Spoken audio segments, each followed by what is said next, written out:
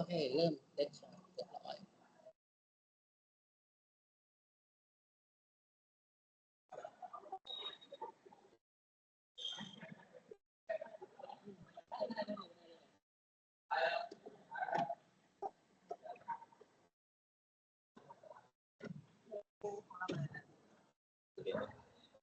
เล่นก่อนเรียบร้อย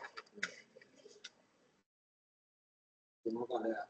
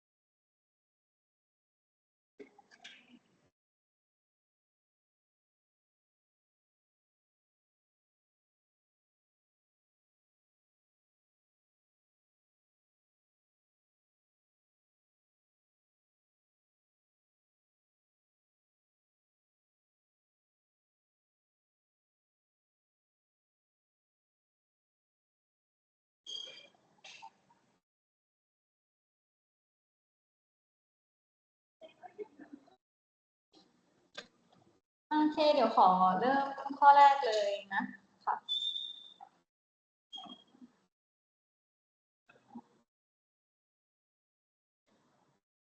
ข้อแรกข้อนี้เขาให้โจทย์มาแล้วก็รูปมานะคะว่าแสดง two crayon box ตรงนี้ก็คือกล่อง A แล้วก็กล่อง B นะคะแล้วก็มีคอร์ดหรือว่าเชือกสายตรงนี้3เส้นโดยที่ box A นั้นมีขนาดมีมวลเท่ากับ11กิโลกรัมนะคะนี่ส่วนมีมวล11กิโลกรัมและอยู่บนพื้นเอียงที่มีมุมองศาหรือเซตาเท่ากับ30องศาและบ็อกซ์ B นะคะมีมวลเท่ากับ7กิโลกรัมนี้โดยที่ห้อยอยู่กับเชือกตรงนี้นะคะแล้วเขาก็ได้กำหนดมาอีกนะคะว่าพอร์ตที่เชื่อมอยู่กับบ็อกซ์ A ตรงนี้นั้นขนานกับแรมตรงนี้ซึ่งไม่มีแรงเสียดทานหรือว่า frictionless นะคะข้อ A เขาถามว่า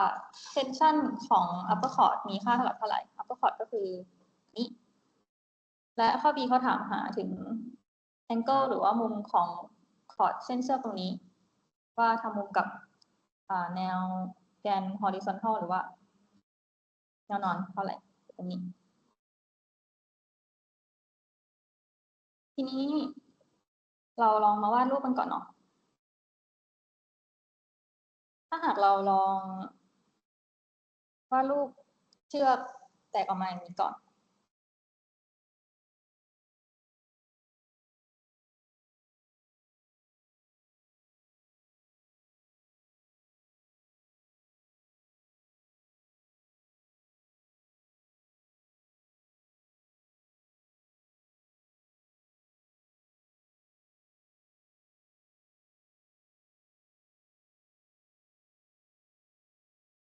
อันนี้คือ box A แล้วก็ box B เนาะ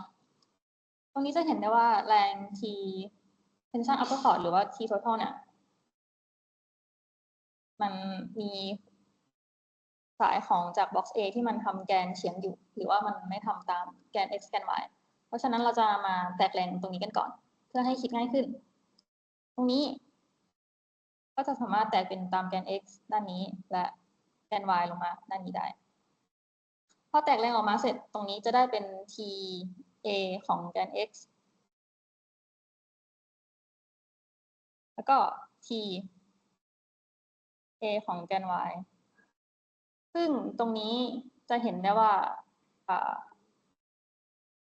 มีมุมเซต้าอยู่ตรงนี้เนาะเพราะมันทำมุมกัน30องศา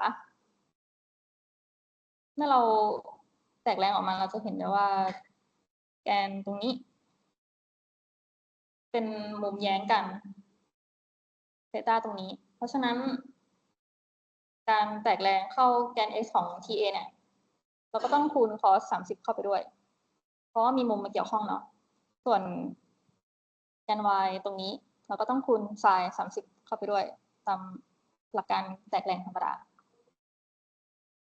และอีกที่หนึ่งก็จะได้เป็นของ TB ซึ่ง TB ตรงนี้ก็คือแรงเชื่อของ B ตรงนี้เนาะซึ่งมันก็มีค่าเท่ากับ mg ธรรมดาเพราะว่ามันแตกแรงตามแนวแกน y เรียบร้อยแล้ว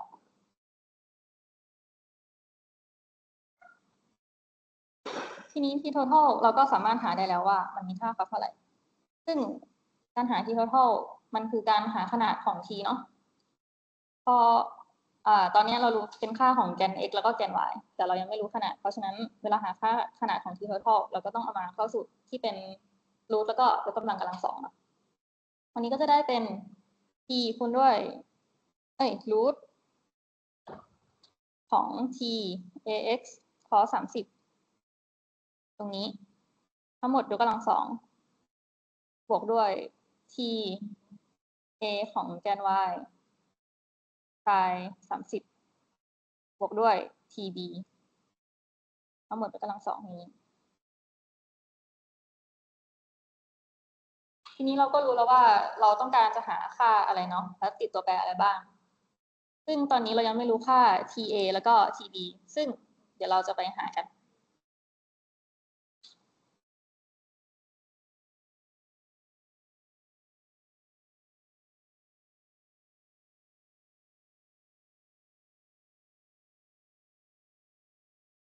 TA หาได้จากอะไรซึ่ง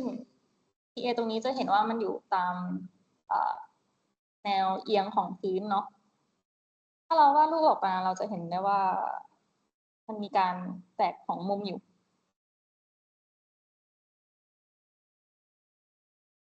นี่เซต้า30 องศากล่องอยู่ตรงนี้ แล้วก็มีเชือกตรงนี้ที่ดึงขึ้นไปเชือกตรงนี้ก็คือแรง TA เนาะแรงตึงเชือกและน้ำหนักของกล่องมันจะลงมาอย่างนี้เป็น mg และ normal force ของกล่องนี้จะได้เป็น n ข้างบนนี้ซึ่งแรงที่เราต้องการหาก็คือแรงที่มันอยู่ตรงนี้ตรงข้ามกับ TA ก็จะได้เพราะว่ามันมีค่าเท่ากันเนาะ2ฝั่งนี้พอเราเห็นอย่างนี้แล้วแต่ว่ามันจะมีมุมเข้ามาเกี่ยวด้วยเพราะว่ามันเป็นแนวเอียงซึ่งตรงนี้เราต้องการหาค่าตรงนี้เราสามารถแย้งกับให้มุมแย้งได้ถ้าเราวาดเส้นต่อตรงนี้มุมจะมีแย้งตรงนี้สองมุมนี้จะมีค่าเท่ากันเพราะฉะนั้นเราก็จะได้ค่าของ TA มาละก็คล้ายๆกันเนาะตรงนี้จะกลายเป็น TA ไม่ใช่เป็น mg sin เซตาเพราะว่าอยู่ไกลมุมกันเนาะส่วนข้างล่างตรงนี้จะได้เป็น mg cos เซตา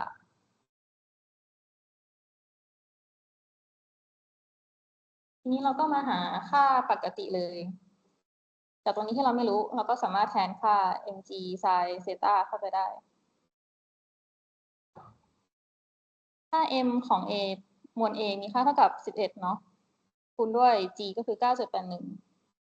และ sin เซตาที่เรามาได้เมื่อกี้คือ30คูณด้วย sin 30 องศาจากนั้นพอเรากดเครื่องคิดเลขออกมาค่า TA ที่ได้เนี่ยจะมีค่าเท่ากับ53.96 นิวตันตอนนี้เราได้ค่า A มาแล้วต่อมาคือค่า B ค่าต่อไปที่เราจะหาค่า TB ค่า T ของ B ตรงนี้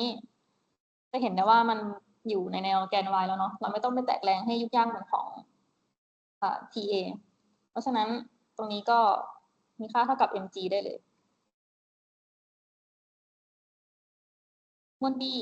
มีค่าเท่ากับ7คูณด้วย G คือ9.81พอคำนวณออกมาจะได้ว่า 68.67 อันนี้เราได้ค่า TB มาแล้วตอนนี้เราต้องรู้ครบทุกค่าแล้วเนาะแล้วก็สามารถเอาไปแทนในสูตรได้เลย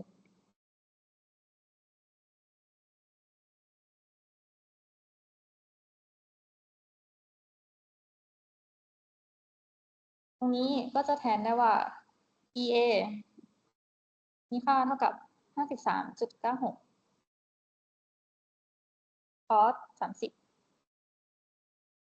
ทั้งหมดยกกำลัง2บวกด้วย TA ในแนวแกน y ก็คือ 53.96 sin 30บวกกับ TB ก็คือ 18.67 ทั้งหมดยกกำลัง2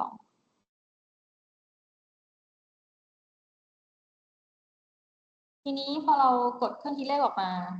ค่าที่ได้สุดท้ายก็จะได้เป็น106.46 นิวตัน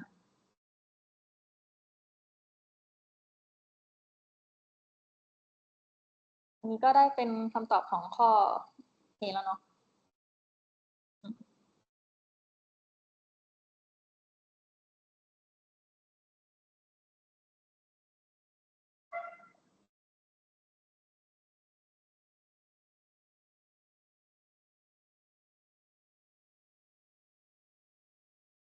อีกข้อหนึ่งข้อ B เขาถามหาถึงมุมที่ทำตามแนวแกนแนวนอนตรงนี้ใช่ไหมตรงนี้ก็สามารถหาได้จากสูตรธรรมดาเลยคือเซต้าเท่ากับแทนในกำลังลบ1เนาะ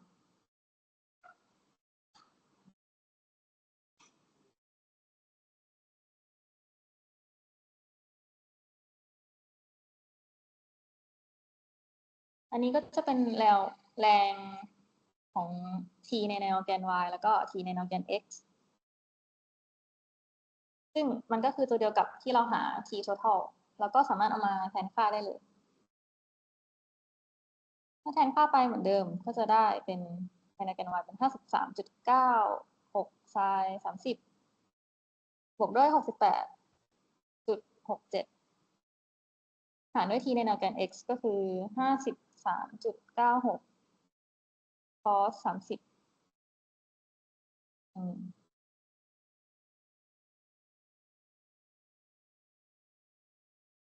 พอเรากดเครื่องคิดเลขออกมาจะได้ค่าเป็น 63.96 องศา หรือว่าประมาณ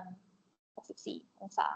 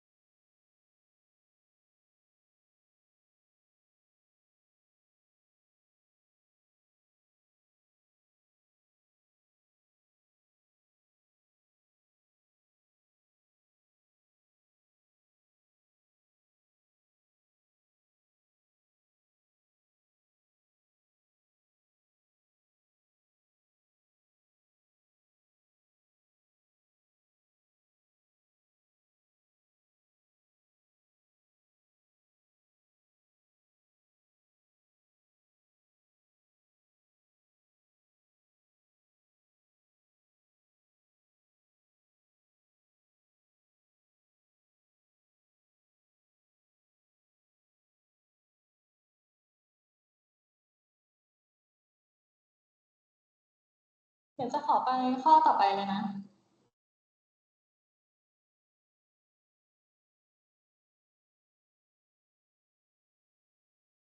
ต่อมาข้อนี้โจทย์เขาถามมาว่าโบว์เลอร์ถือว่าคนนี้เนี่ยเขาถือลูกโบว์ลิ่งบอลซึ่งที่มีมวล m เท่ากับ 7.2 กิโลกรัมอยู่ที่ฝ่ามือของเขา และแขนเขาก็ตั้งฉากเนาะ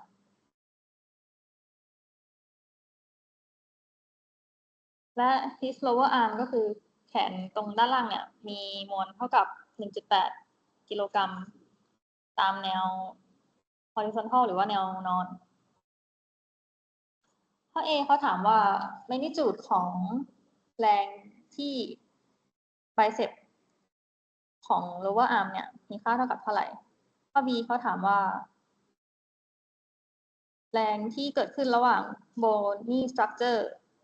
ตรงข้อศอกตรงนี้ตรง contact point นั้นมีค่าเท่ากับเท่าไหร่ซึ่งข้อนี้มีเรื่องทอร์กหรือว่าโมเมนตัมเข้ามาเกี่ยวด้วยเพราะว่ามีจุดหมุนคือตรงนี้เนาะเราสามารถหมุนยกขึ้นแขนเราลงได้ถ้าเราลองวาดเส้นมานี้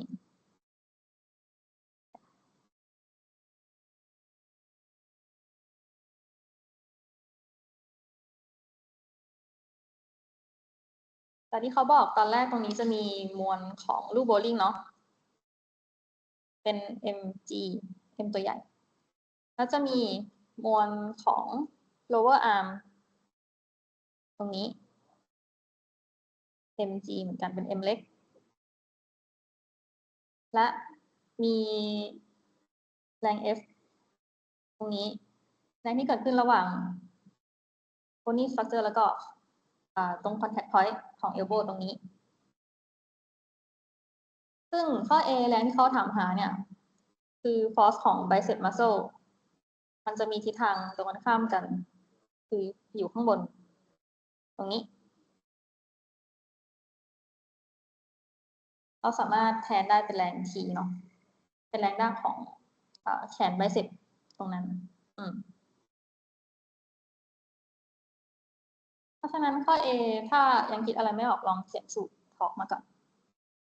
ทอร์กตรงนี้ซิกมาทอร์กมีค่าเท่ากับ0เนาะซึ่งทอร์กมีค่าเท่ากับระยะ r ที่ตั้งฉากคูณกับ f ตั้งฉากกับแรงคูณกับ f อย่างนี้นะนี่เราลองคิดถึงของโมเมนตัมถ้ายังจำได้จะมีสูตร m ตามเท่ากับ m มวลซึ่งจุดหมุนเนี่ยเราจะให้ตรงข้อสอบตรงนี้เป็นจุดหมุนเพราะฉะนั้นเราจะไม่เอาแรงตรงข้อสอบตรงนี้มาคิดเนาะเพราะว่าเราให้มันเป็นจุดหมุนแล้วแรงที่เหลือก็จะได้เป็นแรง t mg แล้วก็ mg ตัวใหญ่ตรงนี้นี่ก็จะเป็น m ตามเท่ากับ m ทวน m ตามก็คือตามเข็มนาฬิกานะทวนก็คือทวนเข็มนาฬิกา m ตามตรงนี้เราจะเห็นได้ว่า มีอยู่2แรงก็คือแรงตรงนี้กับแรงตรงนี้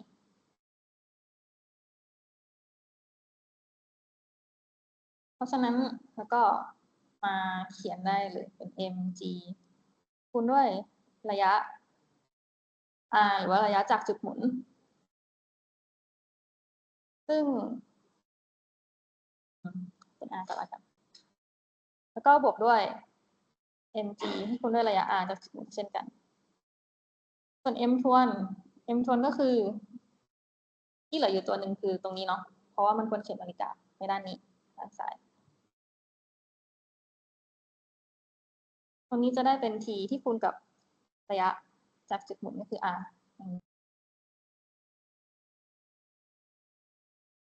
ทีนี้เราก็สามารถแทนค่า r เข้าไปเนาะระยะ r อันแรกจาก m เล็กหรือว่าจาก lower arm ตรงนี้เขากำหนดมาให้ระยะ r มีค่าเท่ากับ15เซนแต่ว่าเราจะคิดเป็นหน่วยเมตรให้ตามหลักของหน่วยไอ้นี่เนาะเพราะฉะนั้น15เซนตรงนี้จะกลายเป็น 0.15 บวกด้วย m ระยะ r จากจุดหมุนจนถึง m ใหญ่คูณ g ตรงนี้หรือว่าโบลิ่งข้างล่างนี้เขาจะเขียนไว้ว่าคือ 3.3 เซนเนาะแล้วก็เปลี่ยนให้เป็นเมตรจะกลายเป็น 0.23 อันสุดท้ายระยะ r จากแรง t ตรงนี้จากไบเซ็ปตรงนี้เขาให้มาอยู่เนาะว่าเป็น4เซนติเมตรเพราะฉะนั้นแล้วก็แปลงเป็นหน่วยเมตรได้เลยเป็น 0.04 ทีนี้เราก็สามารถหาแรง t ได้แหละว่ามีค่าเท่ากับเท่าไหร่เพราะฉะนั้นเราก็ย้ายข้างจากสมการใหม่เนาะกลายเป็น t เท่ากับ mg คูณด้วย 0.15 บวกด้วย mg ใหญ่คูณด้วย 0.33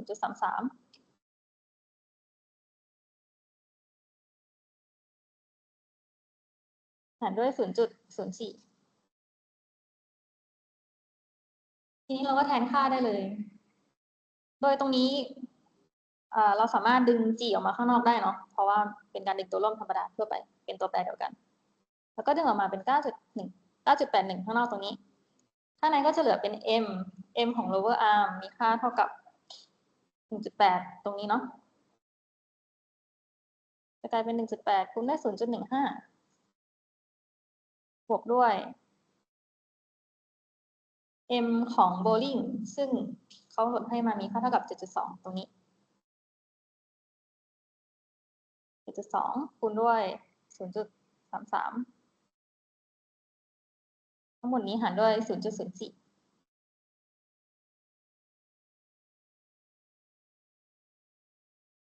พอเราคำนวณคิดเลขออกมาแล้วคำตอบสุดท้ายที่ได้จะเป็น 648.93 นิวตัน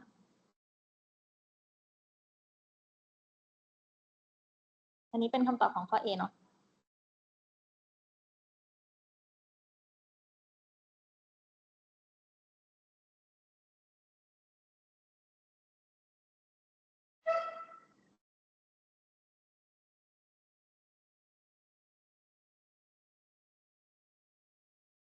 ต่อมาข้อ B เขาถามถึง force between bony structure ที่ contact ของ elbow หรือก็คือเขาถามหาแรง F ตรงนี้ที่เกิดขึ้น ตรงนี้เราสามารถใช้กฎของนิวตันได้ตามปกติทั่วไปเลย ก็คือซิกมา F เท่ากับ0เนาะเพราะว่ามันสมดุลกันนี้จะได้เป็นซิกมา F เท่ากับ0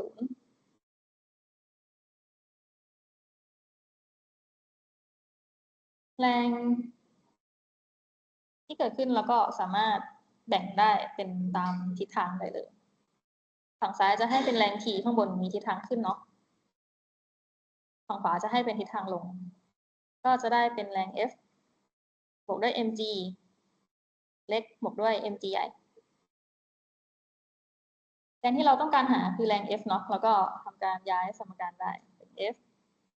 เท่ากับ T ลบด้วย mg เล็กบวกด้วย mg ใหญ่จากนั้นเราก็แทนค่าได้เลย ค่า T ก็คือค่าที่เราหามาได้จากข้อ A เนาะตรงนี้จะได้เป็น 648.93 ลบด้วย m เล็กก็คือ 1.8 คูณด้วย 9.81 บวกด้วย m ใหญ่ก็คือ 7.2 คูณด้วย 9.81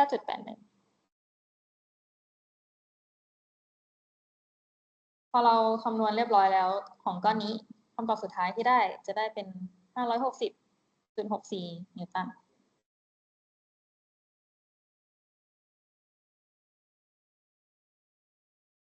อันนี้ก็คือคำตอบของข้อ B นะ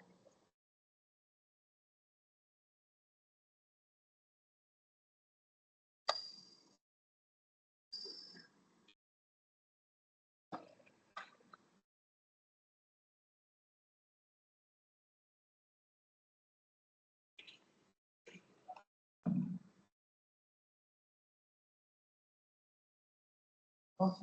เดี๋ยวพี่ให้เวลาจดแป๊บนึงครับ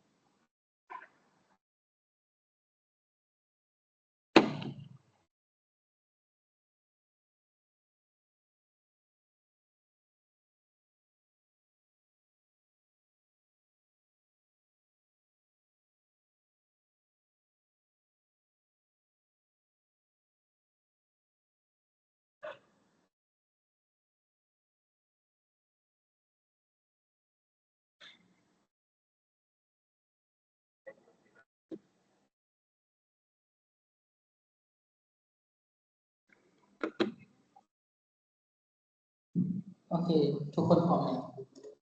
ข้อ เดี๋ยวพี่จะเพิ่มอีกข้อหนึงด้วยเพราะว่าที่พี่เอามาตอนแรกอ่ะมันคิดว่ามันเป็นแบนนารี่แต่ว่าทั้ง2ข้อที่เอามามันเป็นแรงลอยตัวหมดเลยโอเค ทุกคนพร้อมนะพี่สัญญาที่จะไม่แกล้งแบบพี่ต้นกล้า โอเคอ่ะเดี๋ยวมาดูข้อของพี่กันนะ เดี๋ยวเรามาอ่านโจทย์กันก่อน ข้อเนี้ยเขาบอกว่า figure show a iron bond ใช่ไหม suspend by the thread on the negligible mass negligible มันแปลว่ามันมวลเนี่ยมันแทบจะน้อยมากจนสามารถละเลยได้ ทีนี้เขาบอกอีกว่า form the unpaired ตัว cylinder ก็คืออยู่ในตัวกระบอกที่มันตั้งตรง force priority ตัว submerged in a water ก็คืออยู่เหนือน้ำมานิดนึงแล้วตัวซิลินเดอร์ตัวนี้เขาให้ความสูงมาก็คือ6เซนพื้นที่หน้าตัด 12.0 cm กำลัง2ก็คือตัวลูกบาศก์เซนติเมตร on the top and the bottom ให้ตัว density มาก็คือ 0.3 กรัมเปอร์ cm กำลัง3ก็คือกรัมต่อลูกบาศก์เซนติเมตรใช่ไหมครับแล้วก็ให้ตัว2 cm มาก็คือระดับที่มันทำไมระดับที่มันอยู่ยังไงดี high of the above to water surface ก็คือเหนือน้ำถูกไหมครับโอเคทีนี้เขาถามอย่างเดียวเลยเขาถามหาว่ารัศมีของลูกบอลเนี่ยมีค่าเท่ากับเท่าไหร่โอเคพี่จะเริ่มจากเขียน free body diagram ก่อนนะเดี๋ยวจะไปแบบช้าๆนะครับ free body diagram พี่ก็จะทำการสร้างน้องซิลินเดอร์ขึ้นมาทีนี้ น้องเนี่ยก็จะมีตัวไอรอนบอนด์ห้อยอยู่ชืดตึงก็เดี๋ยววาดน้ำให้ด้วยตึกชึด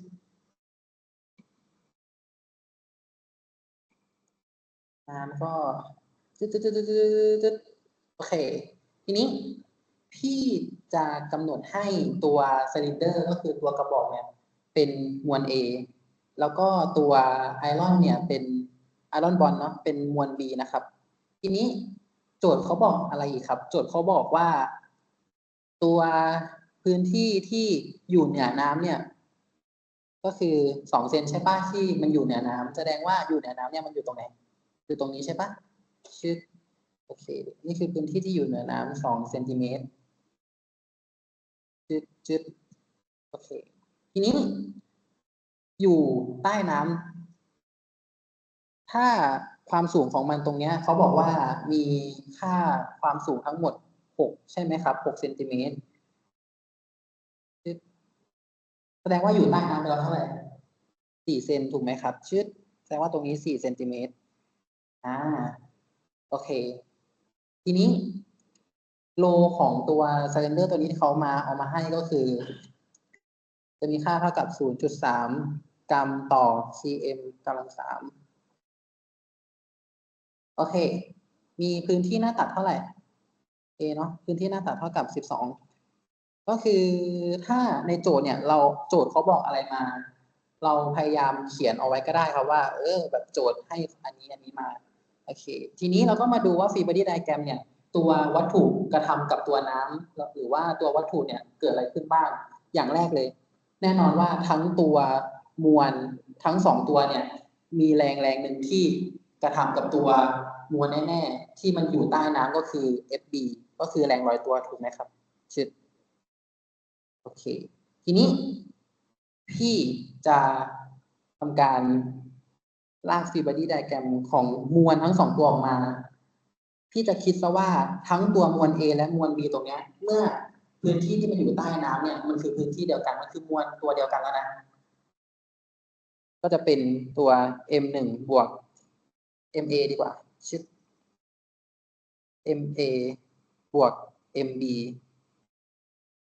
แล้วแน่นอนสิ่งที่มันทำให้วัตถุเนี่ยลงไปก็คือ gravity ก็คือตัว mg นั่นแหละชิดอันนี้เป็นแรงลอยตัวจะมีค่าเท่ากับ m คูณ g คือภาพออกปะโอเคทีนี้พี่ก็จะมาพิจารณาตัวตัววัตถุแล้วเนาะโอเค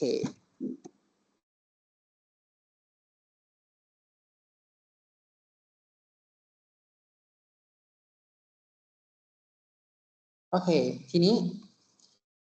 เมื่อเราดูจาก free body diagram แล้วเนี่ยเราพบว่าแรงลอยตัวทั้งหมดเนี่ยมันจะมีค่าเท่ากับอย่างที่พี่บอกใช่ป่ะแรงลอยตัวทั้งหมดก็จะมีค่าเท่ากับ m คูณ g พี่ก็จะเขียนเอาไว้ว่า fb ใน system ทั้งหมดเนาะที่แรงลอยตัวกระทำมีค่าเท่ากับ ma บวก mb คูณ g ทันไหมพี่ก็จะติดไว้เป็นสมการที่1โอเคเพราะว่าเรายังไม่รู้นะว่าเราจะทำอะไรกับสิ่งนี้ได้แต่เราไกด์มันไว้ก่อนว่าโอเคไอ้วัตถุที่อยู่ใต้น้ำจำนวนทั้งหมดนี้เนี่ยมันมีความสัมพันธ์กันอยู่กับแรงลอยตัวแล้วก็กับตัวมวลโอเคนะต่อมาคือพี่จะมาพิจารณาในตัวส่วนที่มวลส่วนที่จมนะครับก็คือพิจารณามวลส่วนที่จม FB ก็จะมีค่าเท่ากับเรามาดูตรงนี้ดีกว่าแรงลอยตัวกระทำในน้ำแสดงว่าแรงทั้งหมดที่กระทำในน้ำมันก็ทำไปด้วยมันก็จะมีความสัมพันธ์กับน้ำถูกไหมก็คือโลน้ำแล้วก็ปริมาตรของตัวอะไรครับทั้งปริมาตรของตัว VA ตรงนี้ในส่วนที่จมบวกกับโลน้ำแล้ว ตัว B มันก็อยู่ใต้น้ำเนาะมันก็จะมีความสัมพันธ์กับตัวโลน้ำบวกกับปริมาตร A ส่วนที่จมด้วยถ้าใครทำไม่ตามไม่ทันนะก็คือ FB อะครับมันจะมีค่าเท่ากับโลน้ำชิดปริมาตรของวัตถุทั้ง2ตัวก็คือทั้ง A และ B ในส่วนที่จมคูณอยู่กับ G ทีนี้มาแตก FB กันชึดซึ่งตัวเนี้ยทั้งตัว VA และ VB ที่จมเนี่ยเราก็สามารถแยกพจน์มันออกมาได้ก็จะกลายเป็นอะไรครับมันก็จะกลายเป็นโลของน้ำใช่ไหมคูณอยู่กับ VA ในปริมาตรส่วนที่จมบวกอยู่กับคูณ G ปะบวกอยู่กับโลน้ำเหมือนกันคูณกับ VB ส่วนที่จมคูณอยู่กับ G งงไหมก็คือทั้งหมดเนี้ยมันคูณกันอยู่พี่ก็แค่แยกพจน์ A กับ B ออกมาเพราะว่าทั้งสองส่วนเนี้ยมันคือปริมาตรของตัวน้ำของตัววัตถุที่จมอยู่ในน้ำทั้ง2ตัวโอเคตรงนี้ไม่งงนะต่อมาถ้าเราสังเกตดูดีๆนะแรงลอยตัวที่กระทำที่พี่บอกไปตอนเริ่มต้นว่าถ้าแรงลอยตัวที่มันกระทำทั้งตัวมวลของตัววัตถุ A แล้วก็วัตถุ B จมอยู่ในน้ำแสดงว่าแรงลอยตัวที่กระทำมันคือแรงลอยตัวเดียวกันที่กระทำทั้งระบบถูกไหมฉะนั้นแล้วตัวเนี้ยพี่จะขอติดไว้เป็นสมการที่2แล้วจากความสัมพันธ์ของแรงลอยตัวพี่ก็จะเอานำสมการที่1และสมการที่2มาเท่ากันก็คือเอาตัวนี้นะชิดกับตัวนี้ชิดมาทำการเท่ากันพี่ขออนุญาตพี่ใส่เสียชิดแล้วก็ชิดทั้งหมดทั้งมวลเอามาเท่ากันโอเคทีนี้สังเกตตัวไหนที่มันเหมือนกันบ้างครับตัวที่มันเหมือนกันที่เราสามารถตัดมันออกไปทั้งพจน์ได้ก็คือตัว G เนาะชิดจึดจึดโอเคทีนี้เราก็จะเหลือแค่ตัว MA บวกกับ MB จะเท่ากับโลน้ำปริมาตรของ A ในส่วนที่จมบวกอยู่กับโลน้ำบวกคูณกับปริมาตรของ B ในส่วนที่จมทีนี้พี่จะทำการย้ายสิ่งหนึ่งที่มวลตัวหนึ่งเนี่ยเอาให้เราสังเกตว่ามวลตัวไหนที่จมทั้งระบบบ้างมวลตัวไหนที่มันจมไปทั้งหมดก็คือตัว B ใช่ไหมก็คือ EB ตรงเนี้ยมันอยู่ใต้น้ำแล้วถูกปะแสดงว่าแรงลอยตัวที่กระทำกับตัว B อ่ะมันมีเยอะกว่าตัว A แน่นอนโอเคถ้างั้นพี่ก็จะดึงตัว B เนี่ยให้มันมาแบบว่าเท่ากันโดยที่พี่ก็จะทำการแยกรวมเนาะไม่รู้ว่าตามทันไหมแต่ว่าเดี๋ยวจะพยายามตามให้ทันชิดก็คือ B ตรงเนี้ย B ส่วนที่จมเนี่ยที่จะพยายามเอามาให้เท่ากันมาทดกันก่อนชิดเราจำสูตรของการหาความหนาแน่นได้ปะจากสมการโลเท่ากับ m ส่วน v ก็คือความหนาแน่นจะเท่ากับมวลส่วนด้วยปริมาตรแปลงสมการออกไปก็จะได้เป็นมวลเท่ากับโลคูณ v ถูกไหมครับทีนี้ v ตัวเนี้ยมันคือ v ของอะไร v ตัวนี้ก็คือ vb ของไอรอนเพราะเราสนใจที่ไอรอนโอเคปะไอรอนบอนด์ซึ่งใครจำสูตรปริมาตรของวงกลมได้บ้างจะเท่ากับ4 ส่วน 3 พาย r กำลัง 3โอเคทีนี้พี่ก็จะเอาสมการนี้นะเอาสูตรเนี้ยเข้าไปแทนในตัว MA แล้วก็ MB นะ มันก็จะได้โล a คูณกับ va บวกด้วยโล b คูณ vb จะเท่ากับตัวนี้ va ที่จมบวกอยู่กับโลของน้ำคูณ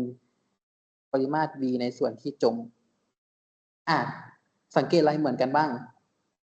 ตัวนี้กับตัวนี้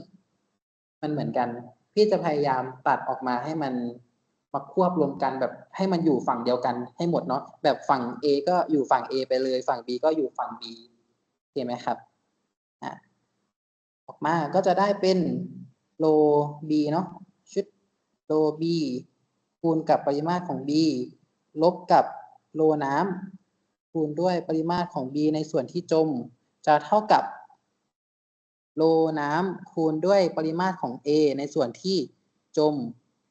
ลบอยู่กับโลของ A คูณกับปริมาตรของ A ทีนี้เรามาดูกันต่อสังเกตอะไรไหมปริมาตรของตัว B มันจมอยู่ในน้ำถูกไหมแสดงว่าทั้งปริมาตรที่มันอยู่ในน้ำมันเท่ากันแสดงว่าอีพจน์เนี้ยVB กับ VB ส่วนที่จมตรงเนี้ยมันเท่ากันก็ยุบรวมให้เหลือแค่ VB อย่างเดียวก็โล B คูณลบกับโลน้ำใช่ไหมครับตัวนี้เนาะมันลบกันอยู่จุดลบกันอยู่คูณอยู่กับตัวนี้มันเหมือนกันเพราะว่ามันอยู่ในน้ำทั้งหมดก็คูณ VB เท่ากับโลของน้ำคูณด้วยปริมาตรของตัว A ในส่วนที่จมลบอยู่กับโล A VA ทีนี้โจทย์เขาต้องการหารัศมีถูกไหมครับอย่าลืมนะโจทย์เขาบอกว่าต้องการหารัศมีแล้วรัศมีเนี่ยเมื่อกี้ที่เราไปแตกกันออกมาก็คือเราจะหารัศมีจากสูตรของปริมาตรใช่ไหมก็คือ4 ส่วน 3 πr กำลัง 3ที่ก็จะเอาตัวเนี้ยที่เราไปแตกกันมาเอาเข้าไปแทนในตัว VB แล้วก็ย้ายข้างสมการออกมาตรงนี้มันคูณกันอยู่ย้ายไปฝั่งนี้ก็เป็นหารก็จะเหลือแค่ VB จะเท่ากับโลน้ำคูณกับปริมาตรของ A ในส่วนที่จมลบอยู่กับเดี๋ยวจะสับสนลบอยู่กับโลของวัตถุ A ปริมาตรวัตถุ A ส่วนด้วยโล B ใช่ปะโล B ลบโลน้ำโอเคทีนี้เรารู้สมการสุดท้ายก่อนที่เราจะไปหารัศมีแล้วทีนี้มาโฟกัสตรงนี้กันก่อนจากข้อมูลทั้งหมดที่โจทย์ให้มาเรายังไม่รู้ปริมาตรอะไรครับเรายังไม่รู้ปริมาตรของตัว A เลยถูกไหมเรายังไม่รู้ปริมาตรของตัว A แล้วก็เราก็ยังไม่รู้ว่าปริมาตรของตัว A ที่จมไปมันมีค่าเท่ากับเท่าไหร่เพราะงั้นแล้วพี่ก็จะมาหาปริมาตรของแต่ละตัวโอเคหาปริมาตรของ A เนาะก็จะเท่ากับพื้นที่หน้าตัดใช่ไหม12 เซนติเมตร cm กำลัง 3คูณอยู่กับพื้นที่หน้าตัดคูณอยู่กับความสูงใช่ปะก็จะได้6 cm กำลัง 3จะได้เท่ากับ72 cm กำลัง 3ทำจาก cm กำลัง 3ให้กลายเป็นลูกบาศก์เมตรจากลูกบาศก์เซนติเมตรให้กลายเป็นลูกบาศก์เมตรก็จะเป็น 7.2 คูณ 10กำลังเท่าไหร่ครับกำลังลบ 5 ลูกบาศก์เมตรโอเคต่อไปหาปริมาตรของตัว A ที่จมก็คือปริมาตรของวัตถุ A ที่ส่วนที่จมครับใช่ base area เหรอตรงนี้ตรงไหนนะcm กำลัง 2โอ้ชี้ได้จุดโอเค A เลยไปเหมือนเดิมครับก็พื้นที่หน้าตัด cm กำลัง 3คูณอยู่กับส่วนที่จมลงไปก็ตรงนี้กี่เซนเนาะ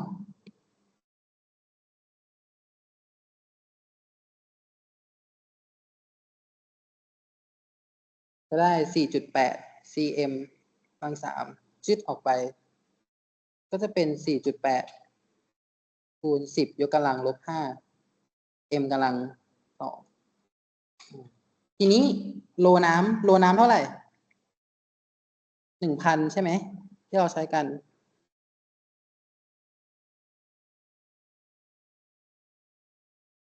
โลของตัววัตถุตัวนี้ โลของตัว A ก็คือโลของครับคูณหน่วยใช่ไหม ตัวนี้ใช่ไหมครับเจมกำลัง2ใช่ปะ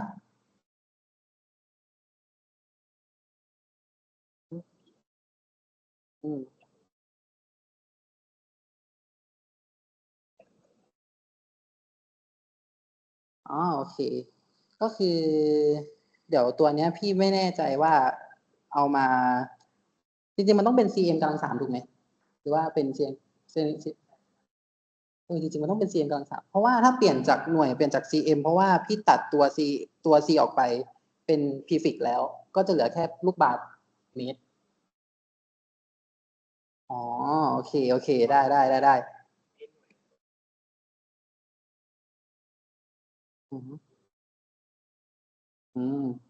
โอเคโอเคมานี่ไงกำลังจะสอนอยู่เลย เพราะว่าพี่มาสมมติว่ามาหาตัวโลของตัว A ก็ได้ เวลาโลของตัวซิลินเดอร์เนาะมาดูตัวนี้กัน ตัวเนี้ยจริงๆพี่ต้องมาหาเป็นตัวปริมาตรเดี๋ยวสอนตัดหน่วยให้เลย หาโล A ก็คือหาตัวปริมาตรของตัววัตถุตัวนี้ใช่ไหมครับ คือโจทย์เนี่ยให้โลตัวนี้มาคือ 0.30 cm กำลัง3 กรัมต่อ cm กำลัง3ถูกปะชึดแล้วทีนี้เนี่ยพี่ต้องการเปลี่ยนให้กลายเป็นตัว kg per เมตรกำลัง3ก็คือตัว m กำลัง3ก็เทียบแฟกเตอร์ครับ จากเริ่มแรกใช่ไหม 0.30 กรัมต่อ cm กำลัง3คูณ 1,000 กรัมจะได้ 1 กิโลกรัม ถูกไหมครับ ตัดหน่วยได้ปะจึดอ๋อ ตัวก่อนหน้านี้ใช่ไหม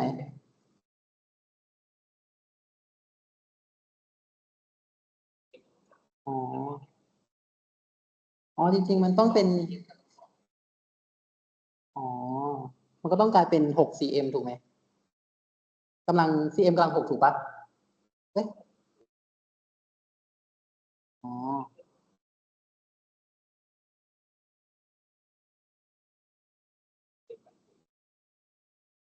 อ๋อ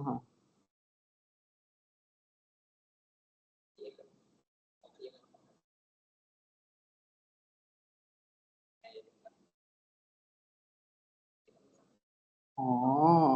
ไอตัว cm กำลัง3ถูกไหม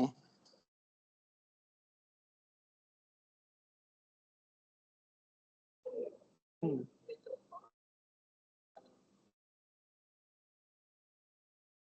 อ๋อ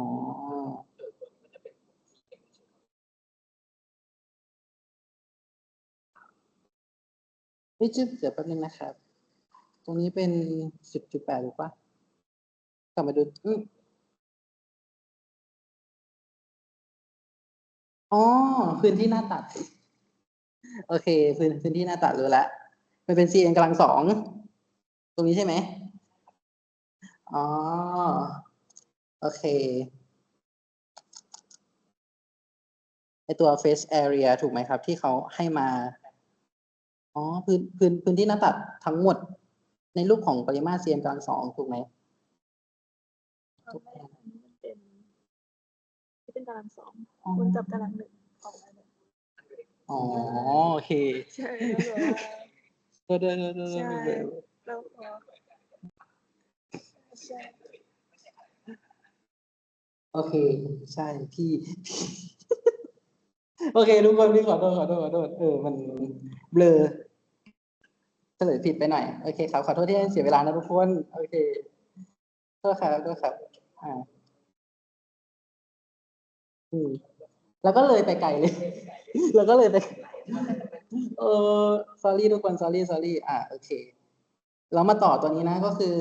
หาโล A ต่อ เดี๋ยวตัวเนี้ยจะอันนี้ให้ไปทำเป็นตัวโพสเตอร์ สอนตัดหน่วยให้ใหม่ โอเค ตัวนี้ตัดหน่วยจากกรัมให้กลายเป็นกิโลกรัมแล้วใช่ไหมครับ ตัวต่อไปก็คือทำจาก cm กำลัง3ให้กลายเป็นตัว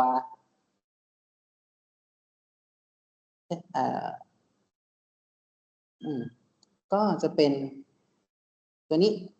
คูณอยู่กับจาก cm กำลัง3ก็กลายเป็นเมตรกำลัง3ถูกไหมคูณลบเท่าไหร่ครับ ถ้าตามปริมาตรเนาะเดี๋ยวถามเจมินายแป๊บ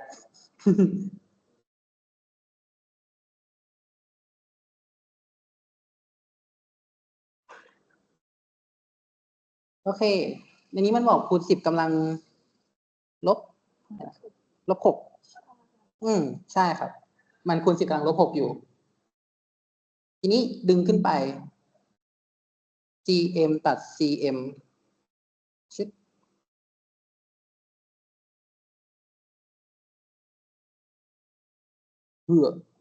โอเค ได้ออกมาใช่ไหมครับ ก็จะเป็นโลของ A จะได้เท่ากับ300 kg per เมตรกำลัง3โอเค หน่วยเดียวกันหมดละโล A ก็300 kg per m กำลัง3ตัวต่อไปก็คือโลของตัวไอรอนถูกไหมครับ โลของตัวนี้ โลของไอรอนก็คือ 7,800 ครับ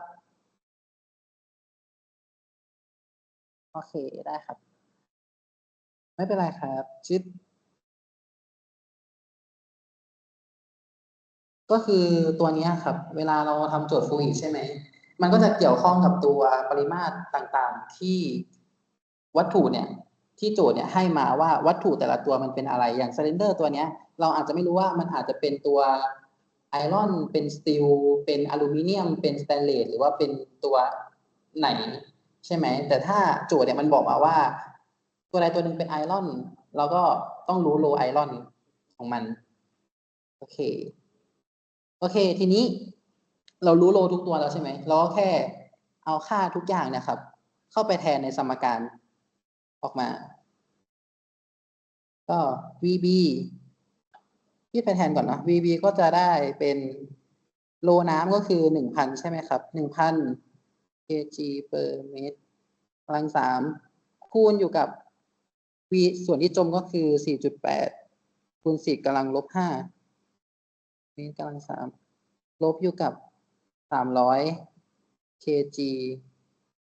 per เมตรกำลัง per m กำลัง3คูณอยู่กับ 7.2 คูณ 10กำลังลบ5ลูกบาศก์เมตรส่วนด้วยโล B ก็คือ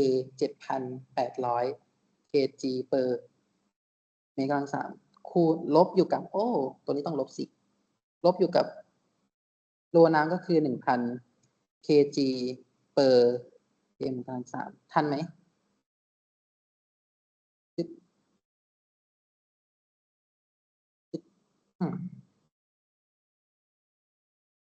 ทีนี้ไอตัว VB ใช่ไหมครับ ตัวนี้ที่เราต้องการหารัศมี เรารู้ว่าตรงกลมเนี่ยสูตรปริมาตรของมันก็คือ4/3 พาย r กำลัง3ถูกไหม ก็เอาเข้าไปแทนในสูตรเลยครับ ก็คือ4/3 พาย r กำลัง3จะเท่ากับตัวนี้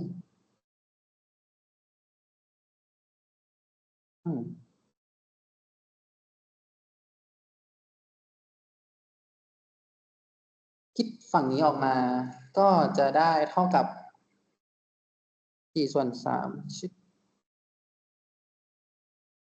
พาย r กำลัง3ฝั่งนี้คิดออกมาก็จะได้3.88คูณ10กำลังลบ6ทีนี้ย้ายข้างใช่ไหมครับ เราต้องการ หารัศมี ตรงนี้มันติดกำลัง 3อยู่เนาะ ค่อยๆย้ายไปก็จะได้เป็น r กำลัง 3เท่ากับ ตัวนี้คูณอยู่ก็ย้ายไปหารก็จะเป็น 3.88 คูณ 10 กำลังลบ 6 ส่วนด้วยพายตัวนี้สลับใช่ไหม ก็จะกลายเป็น 3 ส่วน 4 ติดรูทกำลัง 3อยู่ก็สแควร์รูทกำลัง 3รากที่ 3 ใช่ไหมครับ ออกมาก็ตัวนี้จิต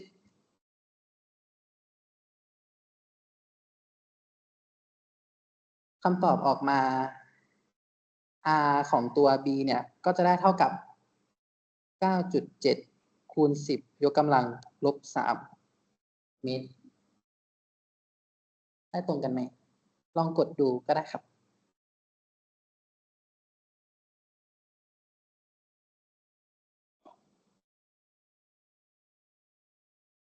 ก็คือตัวหลักการที่พี่คิดพี่คิดซะว่าปริมาตรส่วนที่จมกับตัวไอรอนบอลใช่ไหมที่มันอยู่ในน้ำเนี่ยคิดซะว่าตัวเนี้ยมันจมไปหมดแล้วและตัวเนี้ยมันจมไป4ทั้งหมดมัน6เนาะมันจมไปประมาณ1:2แล้วปะหรือว่าจำไม่ได้ก็คือมันจมไป4พี่ก็เลยคิดซะว่าทั้งหมดที่มันจมไปเนี่ยค่อยๆตัดมันให้เหลือแค่สิ่งที่เราต้องการหาก็คือตัว b ก็คือตัววัตถุตัว b โอเคทุกคนทันไหมเดี๋ยวจดก่อน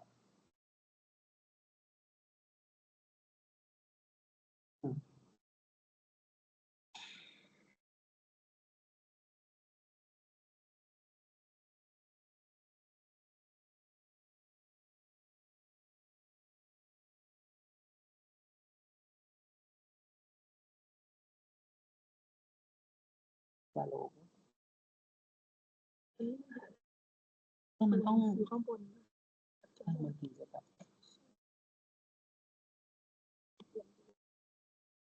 มันต้อง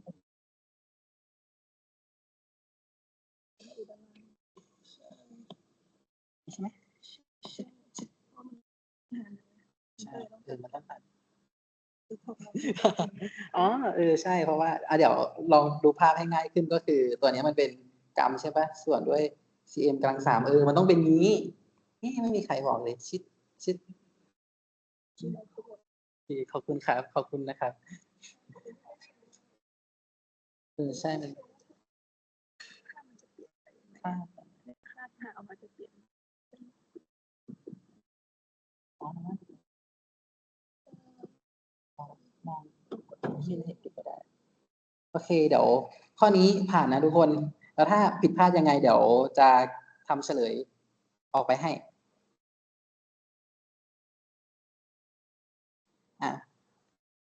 ครับด้านล่างใช่ไหมครับทันไหมทันไหม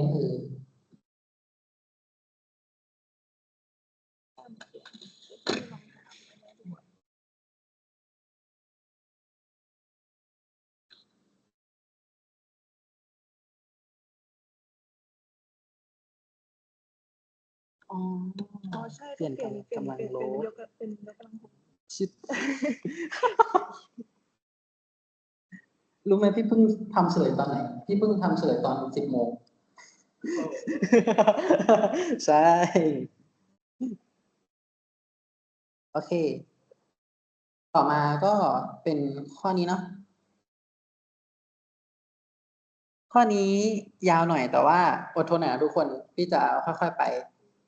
เรามาอ่านโจทย์กัน ข้อนี้เขาบอกว่า show the stream of the water flowing touch on the hole depth h ก็คือตรงนี้ระยะ h ตรงนี้คือระยะตั้งแต่จุดที่มีจุดที่น้ำรั่วถูกไหมครับ จุดที่น้ำรั่วจากจุดตรงนี้จนถึงจุดที่เหนือน้ำใช่ปะเหนือพื้นผิวน้ำออกมา แล้วทีนี้เขาบอกต่อว่า in a tank holding the water to h เท่ากับ40เซนติเมตรแสดงว่าตั้งแต่ระดับความสูงตั้งแต่พื้นตรงนี้ตั้งแต่จุดก้นของแทงจนถึงพื้นผิวของน้ำเนี่ยมีระยะ h เท่ากับ40เซนติเมตรถูกไหมครับข้อ A เขาถามหาว่า at what a distance of x down to the stream to streak of the pool ก็คือเขาถามหาว่าระยะ x ตรงเนี้ยตั้งแต่จุดที่ปล่อยน้ำจนถึงจุดที่น้ำตกอ่ะจุดที่น้ำไหลออกใช่ไหมก็คือระยะ x ตรงนี้นะมีค่าเท่ากับเท่าไหร่แล้วก็ข้อ B เขาถามว่า what are the depths to show a second hole of the value x ก็คือเขาถามหาว่าตัว h ความสูงของ h ตรงนี้เนี่ยมีค่าเท่ากับเท่าไหร่แล้วก็ข้อ C เขาถามหาว่า as a what depth to show hole make a maximum x ก็คือถ้าสมมติว่าถ้าระดับ x ที่น้ำปล่อยมาจนถึงตรงเนี้ยมันมี maximum ถามว่า maximum ที่น้ำเนี่ยจะไปได้ไกลสุดของจุดเนี้ยมากกว่าจุดเนี้ยมีค่า maximum เท่ากับเท่าไหร่ก็คือตัว h maximum นั่นแหละโอเคทีนี้ลองมาหาข้อ A กันก่อน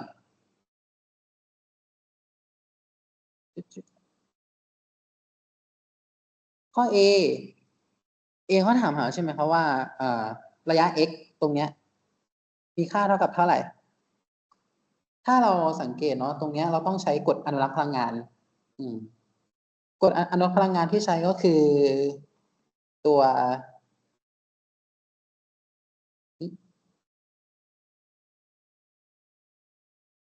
พลังงานเริ่มต้นต้องเท่ากับพลังงานสุดท้ายก็คือเริ่มแรกเนี่ยมันก็จะมีมวลกับความสูงของน้ำถูกไหมก็จะเป็นพลังงานศักย์ mgh จะเท่ากับตัวนี้สุดท้ายมันเกิดการไหล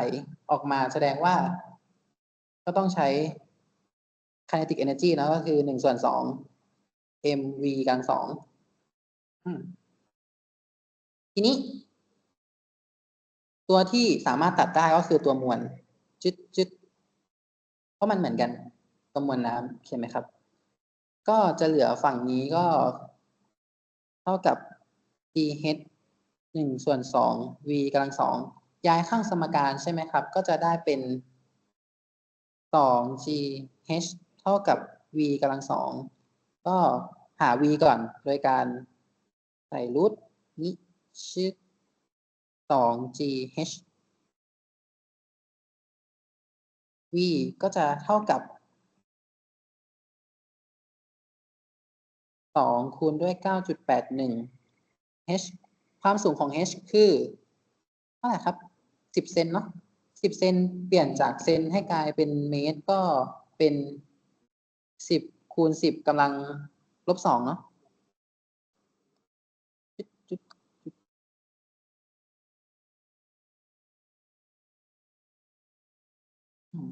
คิดเลขออกมา v ก็จะได้เท่ากับ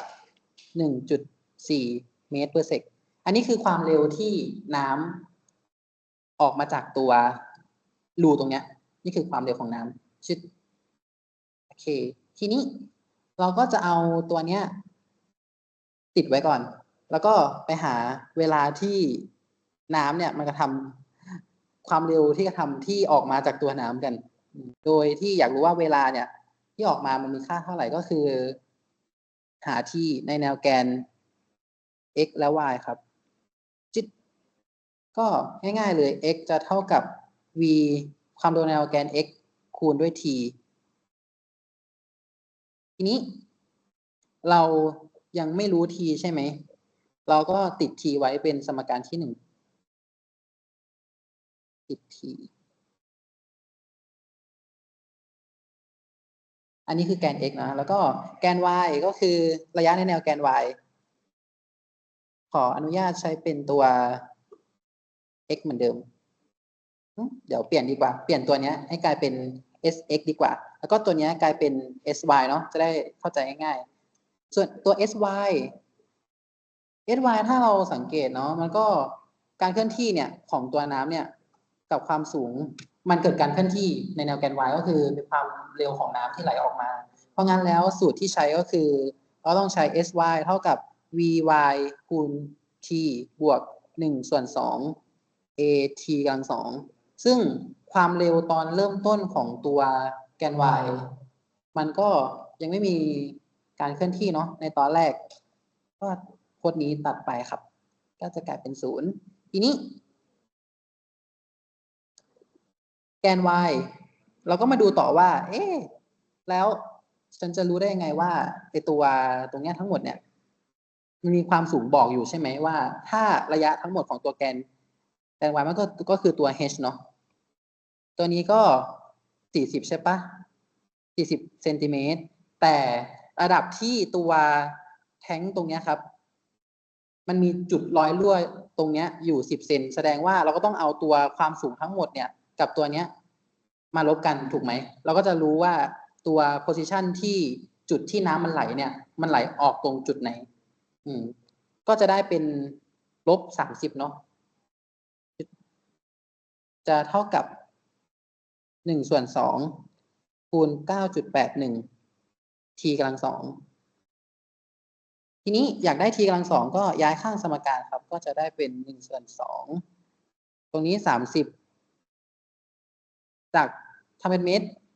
ก็กำลัง-2ถูกไหมคูณอยู่กับ2ส่วนด้วย 9.81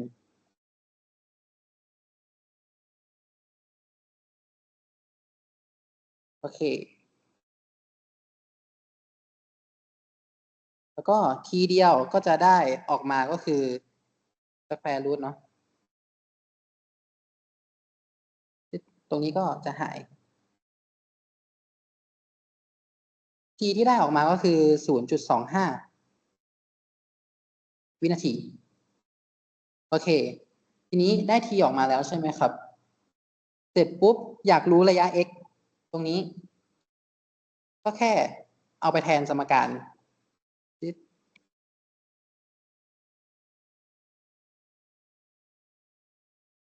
แทน t สมการที่1ที่เราติดไว้ตรงนี้จำได้ปะตรงนี้ที่เราติดไว้อะไรไว้ก็แทนเข้าไปเลยก็คือ x จะเท่ากับ 1.4 คูณด้วย 0.25 ระยะ x ตรงนี้ก็จะได้เท่ากับ 0.35 เมตรข้อ A แล้วก็เขียนไว้ก็ได้ครับว่าตรงนี้มีค่าเท่ากับ 0.35 เมตรอันนี้คือข้อแรก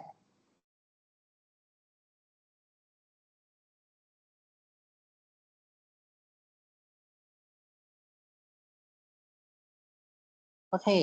ทีนี้ต่อเลยครับก็คือข้อ B เนาะข้อ B เขาถามหาว่า what should the second hole to be a main a give for same x value ก็คือระยะที่จะทำให้ตัว value ของ x เนี่ยมีค่าเท่ากันก็คือความสูงที่จะทำให้ตัวระยะของน้ำตัวนี้เวลาออกมาเนี่ยกับ x กับระยะ x ตรงนี้มันมีค่าเท่ากันกับจากความสูงเดิมก็ b ที่ก็จะตั้งสมการขึ้นมาเนาะก็จะเป็นสมการ x เท่ากับ vt vx คูณ t เพราะว่าเราอยากรู้นะว่าเปลี่ยนแปลงแนวแกน x เปลี่ยนแปลงตรงไหนเรารู้ระยะ x แล้วใช่ไหมครับเราก็แค่แทนค่าลงไปก็คือ 0.35 จะเท่ากับ vx คูณ t เราติด t ไว้ก่อนเป็นสมการที่3เนาะติด t ต่อไปแกน x เราหาหมดละเราก็ต้องมาหาแกน y ต่อก็เหมือนเดิมครับ y ลบ y 0จะเท่ากับ v y t ถูกไหมบวก1/2 a t กำลังสอง นี่เราก็แค่แทนค่าลงไป ความสูง y ลบ y สูงทั้งหมดตรงนี้เนาะก็คือ40ถูกไหมครับ แต่เราอยากรู้ว่าระยะของตัว h เนี่ยที่จะทำให้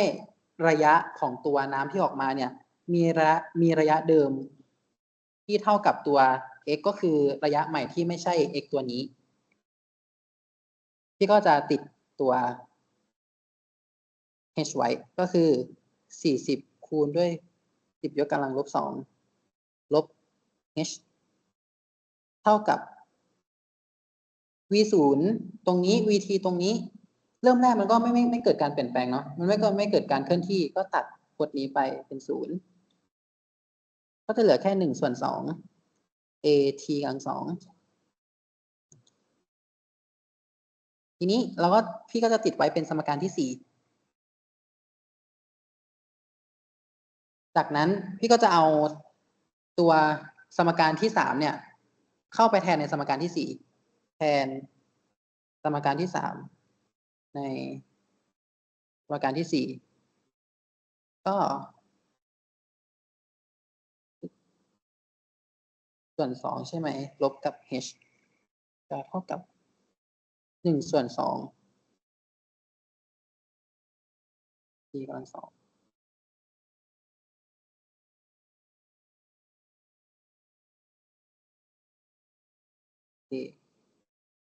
ซึ่ง t ตัวเนี้ยจริงๆมันคือ t ตัวเดียวกันแล้วก็สามารถแยกมันออกมาได้จำสูตรหา t ได้ปะ t จะเท่ากับเท่าไหร่ครับ t จะเท่ากับ square root 2h ส่วนด้วย g ถูกไหมตรงนี้ มันก็จะเป็นขออนุญาตนะที่เขียนใหม่นะก็จะกลายเป็น 9.81 ตรงนี้อยู่แล้วก็แทนสมการลงไปก็คือ 0.35 2คูณด้วย 9.81 h 9.81 ก็จะตัด 9.81 ได้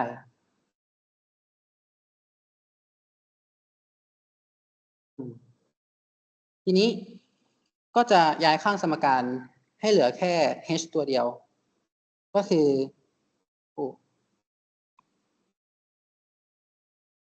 40คูณ10ยกกำลังลบ2ชิด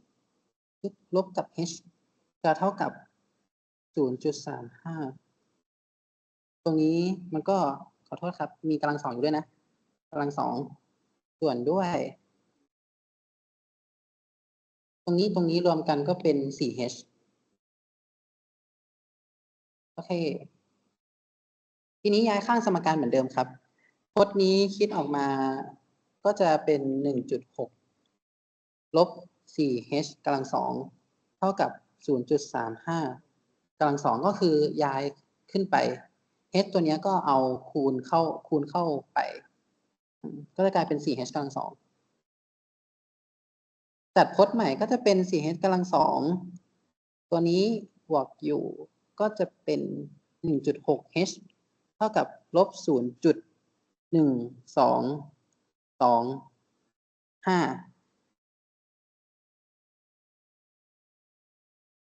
ตรงนี้มีลบด้วยจิ๊บทีนี้เราก็สามารถแก้สมการได้โดยที่ใช้สูตรดีสูตรเดิมของเราก็คือ ax กำลัง2บวก bx บวก c เท่ากับ0ก็คือย้ายมันให้มาเท่ากับ0ให้หมดคำตอบออกมาก็จะได้ตัวนี้เนาะจัดสมการใหม่ก็จะกลายเป็นตัวนี้ออกไปก็เป็น 4h กำลัง2บวกกับ 1.6h บวกกับ 0.1225 เท่ากับ0กดเครื่องคิดเลขออกมา h ก็จะได้เท่ากับ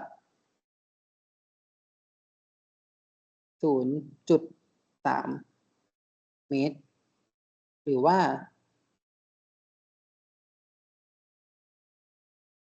30 เซนติเมตรเสร็จแล้วข้อ B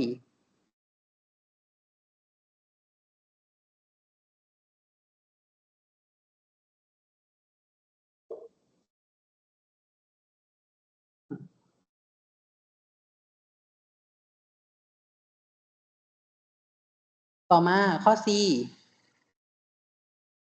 ครับ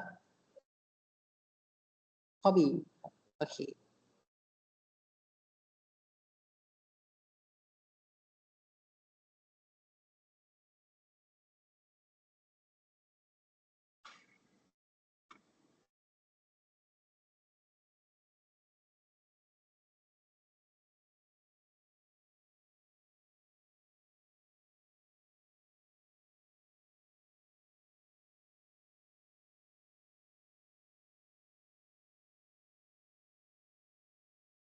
โอเค ทีนี้มาต่อข้อ C เนาะ ข้อ C เขาถามหาว่า hold to maximum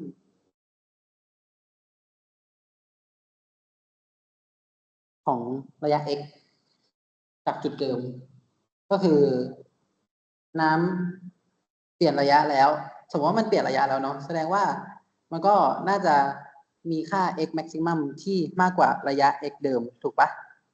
เราก็จะมาหาระยะ x ใหม่ ถ้าหากว่าเปลี่ยน position ตัวที่จุดปล่อยน้ำใหม่ โอเค ก็พี่ก็จะมาพิจารณาแนวแกน y ครับ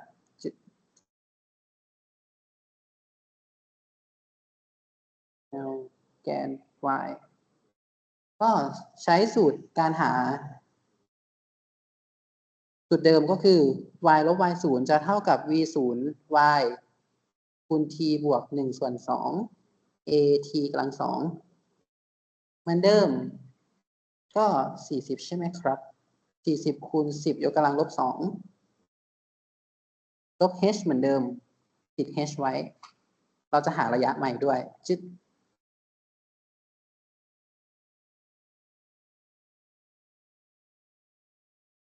t กำลัง2ทีนี้ก็แค่ทำรูปร่างหน้าตาให้น้องน่ารักขึ้น ก็จะได้เป็น2คูณกับ0.4ลบ h จะเท่ากับ t กำลัง2อยากได้ t เดียวไม่ติดกำลังก็จะเท่ากับ square root พี่เอา2คูณเข้าไปในนี้เลยเนาะก็จะเป็น 0.8 ลบ 2h เรายังแก้ h ไม่ได้พี่ก็จะติดไว้เป็นสมการที่5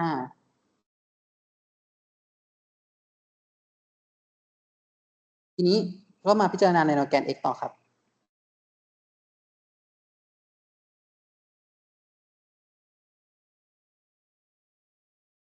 แกน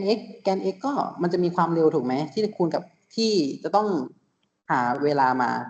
เพราะว่าเราจะหาระยะใหม่ถูกไหมครับก็เหมือนเดิมเลยระยะก็คือ vx คูณ t ทีนี้ t พี่ก็จากสูตรนี้พี่ก็จะเอา t ตัวเนี้ยมาเนาะเอาเข้ามาแทนในสูตรเดิม v ที่ติดสมการไว้ก็หาออกมา x ก็จะเท่ากับอ๋อนี่ไงเดี๋ยวมีสูตรลัดให้ใหม่ชิดคือถ้า t ใช่ไหมครับ t เนี่ยมันจะเท่ากับ square root 2h ส่วน g v ก็จะเท่ากับอะไร2g คูณ h ถูกไหมทีนี้พี่ก็จะเอาอีสูตร2สูตรเนี้ยเข้าไปแทนในสมการเพื่อให้ง่ายต่อการหามากขึ้นก็คือตอนนี้ v ก็คือ 2h 2g คูณ h ใช่ไหมครับคูณอยู่กับตัวนี้ 0.8 อ๋อสำคัญคือตอนนี้พี่ลืมตัว g ต้องส่วน g ด้วยลบ 2h ส่วน g g ตัด g ได้เสร็จปุ๊บก็จะมารวมสมการกัน x ก็จะได้ square root ชิด 2h คูณอยู่กับ 0.8 ลบ h โอ้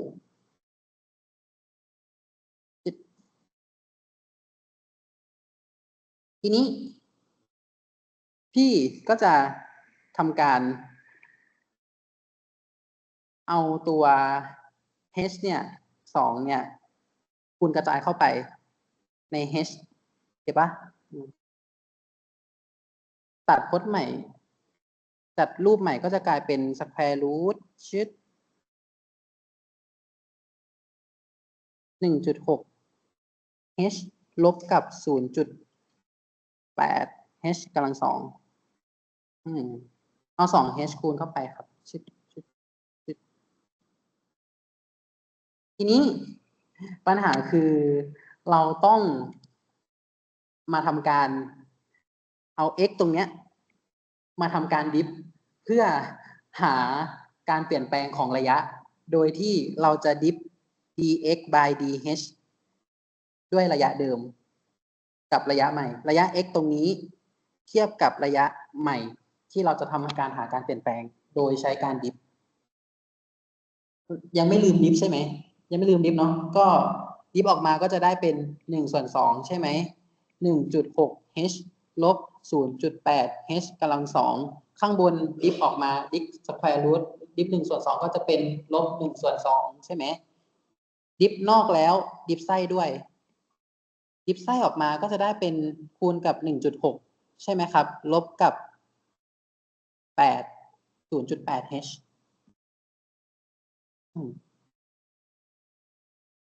ถูกปะมันต้องเป็นเท่าไหร่นะ 1.6 h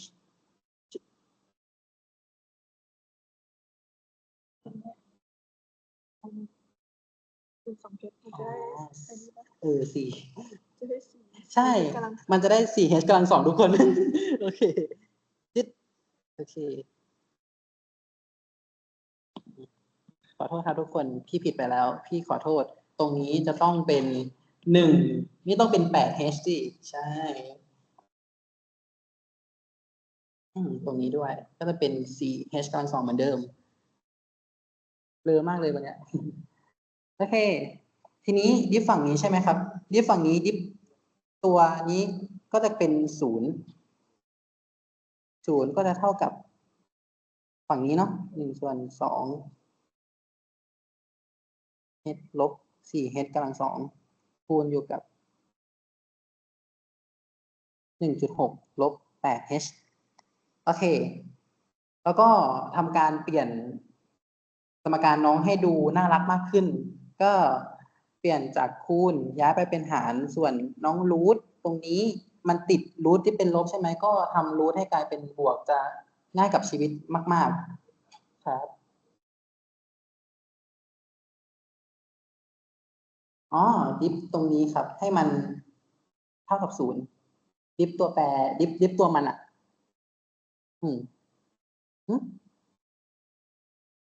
ดิฟเทียบตัวนี้ใช่ไหมครับก็คือตัวเนี้ยพี่จะเอาจริงๆพี่ให้มันเท่ากับ0แหละแต่ว่าเพื่อไม่ให้เป็นการงงเดี๋ยวลบตัวนี้ออกดีกว่าก็คือว่าเริ่มแรกเนี่ยตัวน้ำเริ่มแรกอ่ะ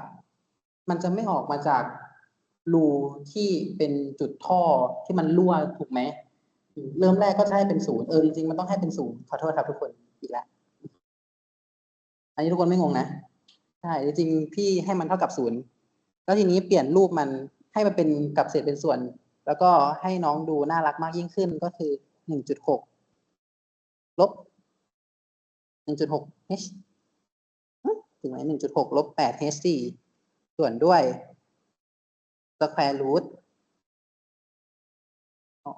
1.6 h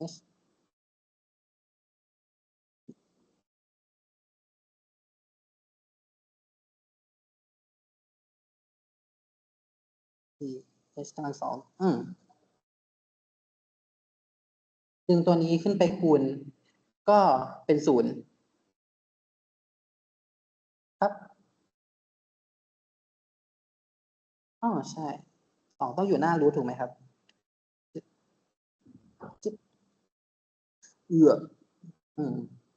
สุดท้ายแล้วพจน์ก็จะเหลือแค่นี้ 1.6 ลบ 8h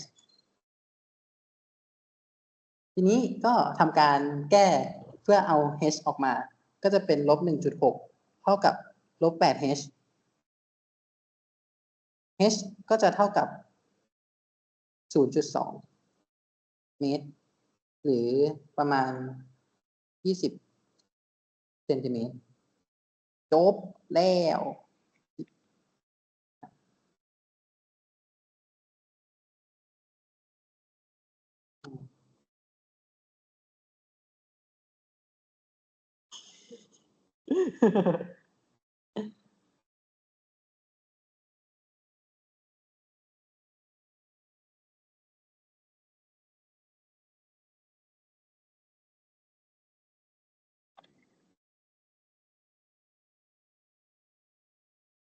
โอเคนะทุกคนก็คือข้อนี้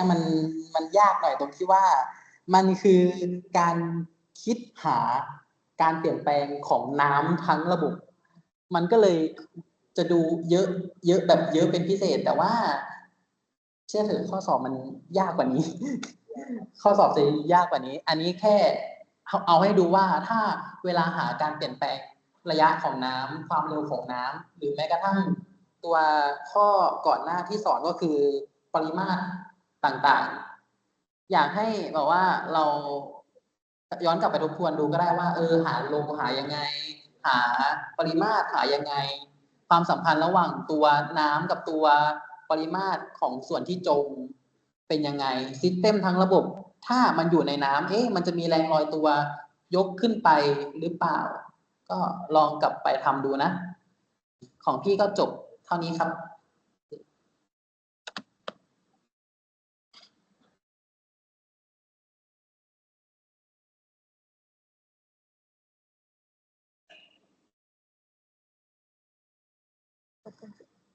ตัดกันเสร็จหมดแล้วเนี่ย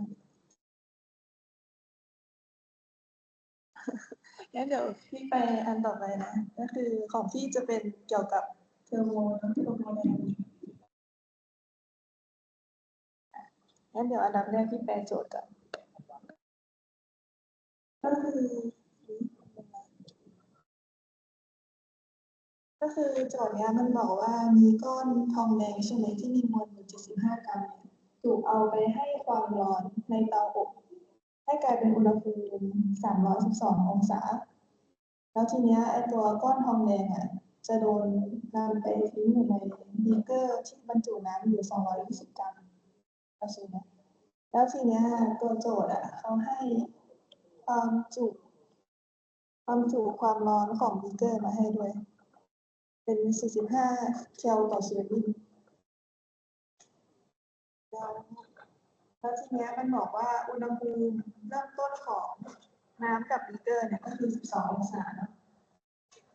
มันให้เราแล้วมันก็ให้เราสมมติว่าตัวก้อนทองแดงบีเกอร์แล้วก็น้ำเนี่ยเป็น isolate system ก็คือระบบโดดเดี่ยว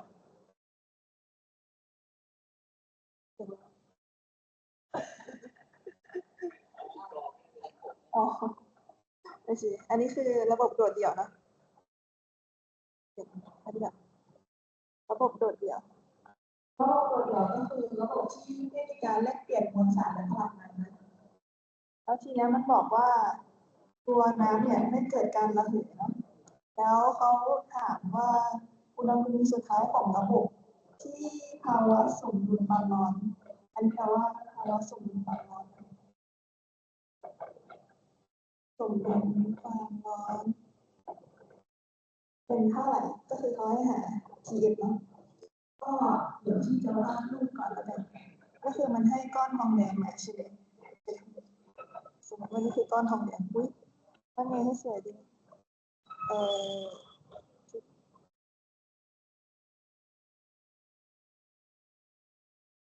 สมมติว่านี่คือก้อนทองแดงนะ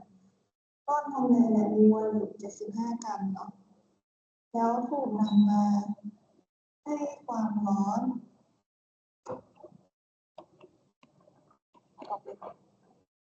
แล้วถูกมาให้ความร้อนเป็นอุณหภูมิ312 องศาเซลเซียสแล้วทีนี้ตัวบีเกอร์ของเราถือว่าบีเกอร์โอ้ยว่าไม่สวย โอ้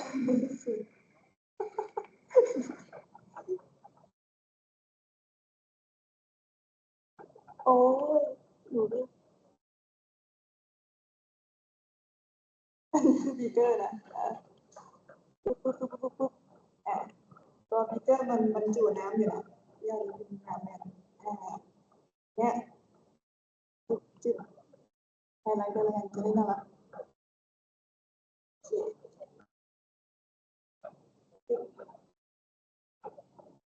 อันนี้คือน้ำ220 กรัมแล้วมันบอกด้วยใช่ไหมว่าอุณหภูมิเริ่มต้นของบีเกอร์กับน้ำคือ12 องศาเซลเซียสนะที่จะเขียนแทนเป็นอย่างนี้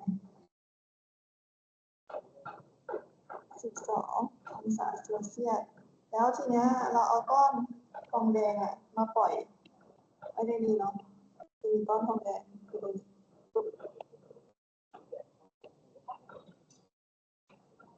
ก้อนทองแดงอยู่ในก็คือมวลน้ำเท่าเดิมมันถามเราว่าเราอุณหภูมิสุดท้ายเนี่ยเป็นเท่าไหร่ก็คิดว่ารู้สึกแหละแล้วทีเนี้ยจะมาเขียนสิ่งที่โจทย์ให้ก่อนเลยมันให้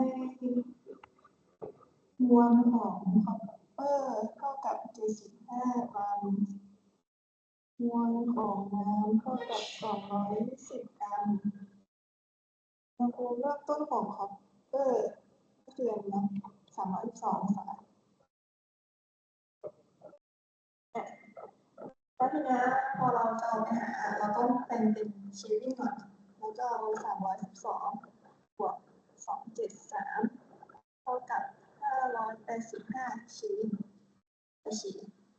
แล้วก็เขาให้ไอ้นี่มาด้วยเขาให้ความจุความร้อน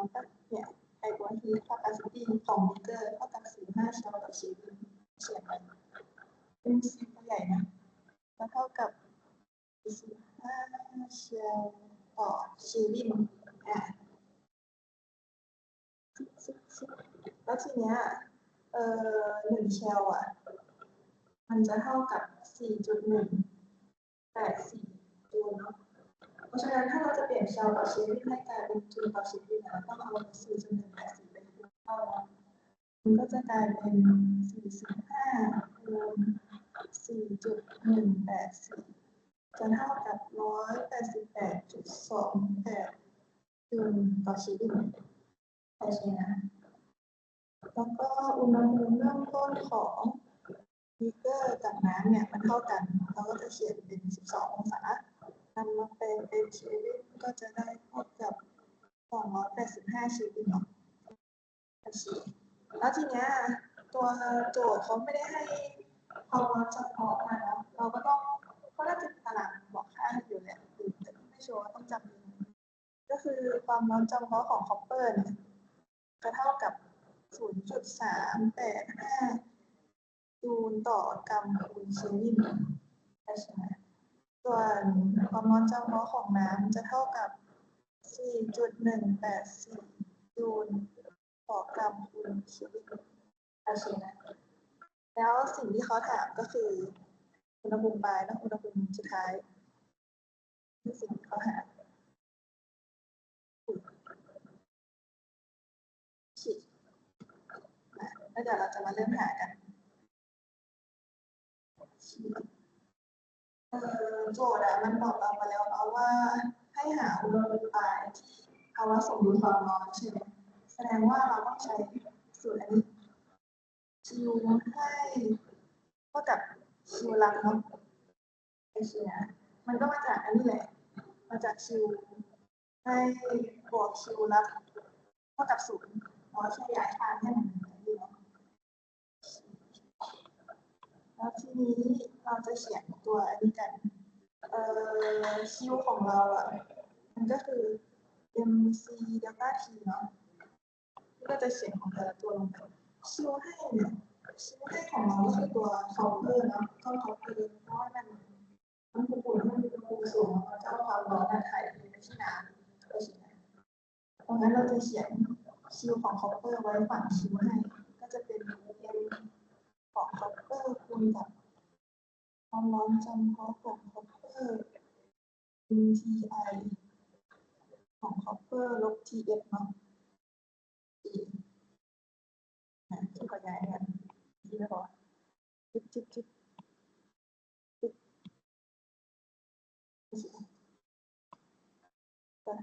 ส่วนฝั่งชิลรับก็คือตัวบีเกอร์แล้วก็น้ำเนาะที่รับความร้อนเข้าไปเราก็จะเขียนเป็น M ของน้ำคูณ C ของน้ำคูณไม่ใช่คูณ TF ลบ TI ของน้ำบวกกับไอตรงเนี้ยของเราอ่ะมันเป็นของบีเกอร์เนาะไอโซนที่พี่จะเขียนซึ่งตัวบีเกอร์เขาให้อันนี้มาแล้วเนาะเป็นความจุความร้อนของเรามันก็คืออันนี้นะมันก็คือ C ใหญ่เท่ากับ M คูณ C เล็กก็คือ E พวกนี้นะก็คือเหมือนเขาคูณมาให้แล้วก็แทนค่าลงไปได้เลยคูณกับ TF ลบ TI ของบีเกอร์เขียนสูตรเสร็จแล้วทีนี้เราก็แค่แทนค่ามันลงไปเนาะอย่างมวลของคอปเปอร์ของเราก็คือ75 กรัมเนาะเราก็แทนลงไปเป็น75คูณกับ C ของคอปเปอร์ก็คือ 0.385 เนาะแล้วก็คูณกับอุณหภูมิต้นของคอปเปอร์ก็คือ312ลบ T ปลายก็คืออันที่เราต้องการจะหาแล้วก็ติดมันไว้เท่ากับ M ของน้ำก็คือ120คูณกับ C ของน้ำคือ4.184 เนาะ84คูณกับ TF ลบ TI ของน้ำก็คือ12 องศาส่วน CV เราก็แทนลงไปเป็นไม่ใช่เป็นอันที่เราคูณอันนี้เข้าไปนะอันที่เราเปลี่ยนเป็นหน่วยไปแล้วก็คือ188.28แล้วก็แทนลงไป28คูณกับเรียน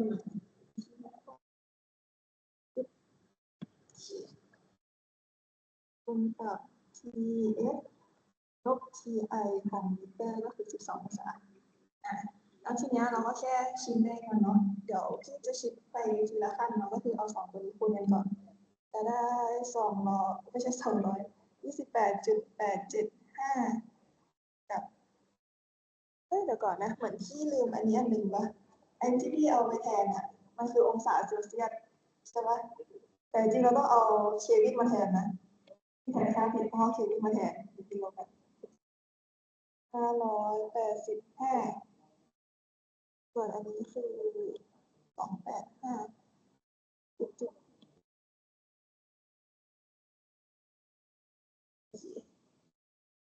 รียบร้อยที่ทำต่อจุดก้อนนี้พี่ก็จะคิดในพวกนี้ก่อนเนาะก็คือ920.48ทำคันTF ลบ285บวกกับอันนี้เอาไว้เหมือนเดิมเนาะชุบโอเคที่ทำขั้นนี้เสร็จแล้วใช่ไหมแล้วเดี๋ยวพี่จะเอาไอ้พวกนี้คูณเข้าไปในวงเล็บต่อกระจายคูณมันเข้าไปเนี่ยเข้าไปทุกตัวเลย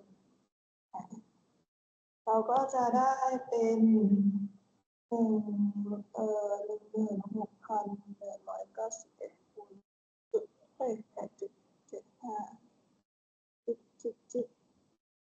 มันจะเวอร์หน่อยนะโอเคลบกับ28.875 TF เท่ากับ920.48 TF ลบกับ262,336.8บวก188.28 TF ลบ53659.8โอเคอันนี้คืออันที่พี่ชี้มาให้แล้วเรียบร้อยแล้วทีเนี้ยเราจะเห็นว่าไอ้ TF อะมันไอ้นี่มันอยู่ใช่ไหมมันกระจายกันอยู่เนี่ยเป็นพวก TF ข้างในเลยเราแค่ต้องย้ายค่าให้มันอยู่ฝั่งเดียวกันหมดนะส่วนไอ้พวกเนี้ยก็คือต้องเอามาอยู่ฝั่งเดียวกัน ก็คือไฮไลท์สีเหมือนกันไว้ฝั่งเดียวนะ มันก็จะเป็น1,689.875เนี่ยบวกกับตัวนี้ อันนี้มันติดลบอยู่เนาะเราย้ายไปก็กลายเป็นบวก ก็จะเป็นบวก2,623,36.8แล้วก็ย้ายนี้มาต่อตัวนี้ติดลบอยู่ย้ายมาก็เป็นบวกไปจะเป็นบวก53659.8ที่ย้ายสีส้มมาไว้ฝั่งนี้หมดเลยสีส้มต่อไปวิจะย้ายสีฟ้าให้อยู่ฝั่งเดียวกันนะก็คือ920.48 TF บวก188.28 TF แล้วก็ย้ายตัวเนี้ยเอาไว้ฝั่งนี้ติดลบอยู่ย้ายมาก็เป็นบวก28.875 TF ทีนี้สีฟ้าก็อยู่ด้วยกันแหละทีนี้เราก็จะรวมอีกก้อนพวกเนี้ยกันก่อนนะเนี่ยรวมมันนี้ลงมาก็จะได้เป็น332,888.475เท่ากับ1,137.635 GF โอเคทีนี้ค่าที่เราจะหาก็คือค่า CM เนาะเราก็แค่ย้ายไอ้พวกเนี้ยเนี่ยมันคูณอยู่เราก็ย้ายไปหารก้อนนี้เนาะมันก็จะกลายเป็น332,888.475เนี่ยหารกับตัวนี้ก็คือ1,137.635เท่ากับ TF ค่าชีแล้วกดค่าชิ้นเลขออกมาเราก็จะได้ TF เท่ากับ292.615 เควินแล้วเราจะเปลี่ยนเควินของเราให้กลายเป็นองศาเซลเซียสใช่ไหมเราก็แค่เอาค่าที่ได้เนี่ยไปลบกับ273เนาะก็จะได้เป็น 19.62 องศาเซลเซียสเรียบร้อยนั่นแหละคำตอบนั่นแหละข้อนี้มีประมาณนี้โอเค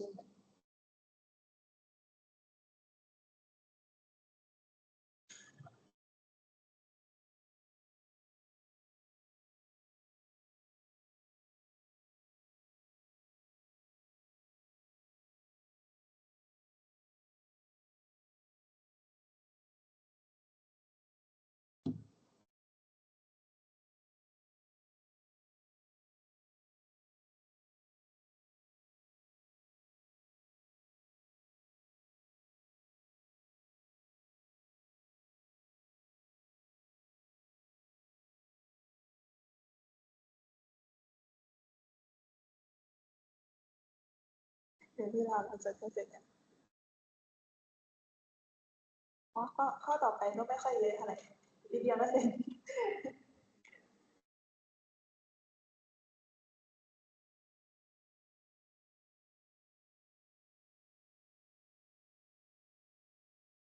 เดี๋ยวพี่จะไปข้อต่อไปเลยถ่ายรูปกันไปเรื่อยโอเคงั้นเดี๋ยวพี่ไปข้อต่อไปเลยนะอันนี้ข้อสุดท้ายเลยไม่เยอะก็คือโจทย์ข้อนี้มันบอกว่าเดี๋ยวนะความชัวร์โจทย์ข้อนี้มันบอกว่าตัวอย่าง A และตัวอย่าง B เนี่ยมีอุณหภูมิเริ่มต้นที่แตกต่างกันเนาะแล้วเมื่อถูกนำไปวางในภาชนะที่เป็นฉนวนกันความร้อนเดี๋ยวพี่แปลให้มันอันเนี้ยแปลว่าอันนี้นะฉนวนกันความร้อน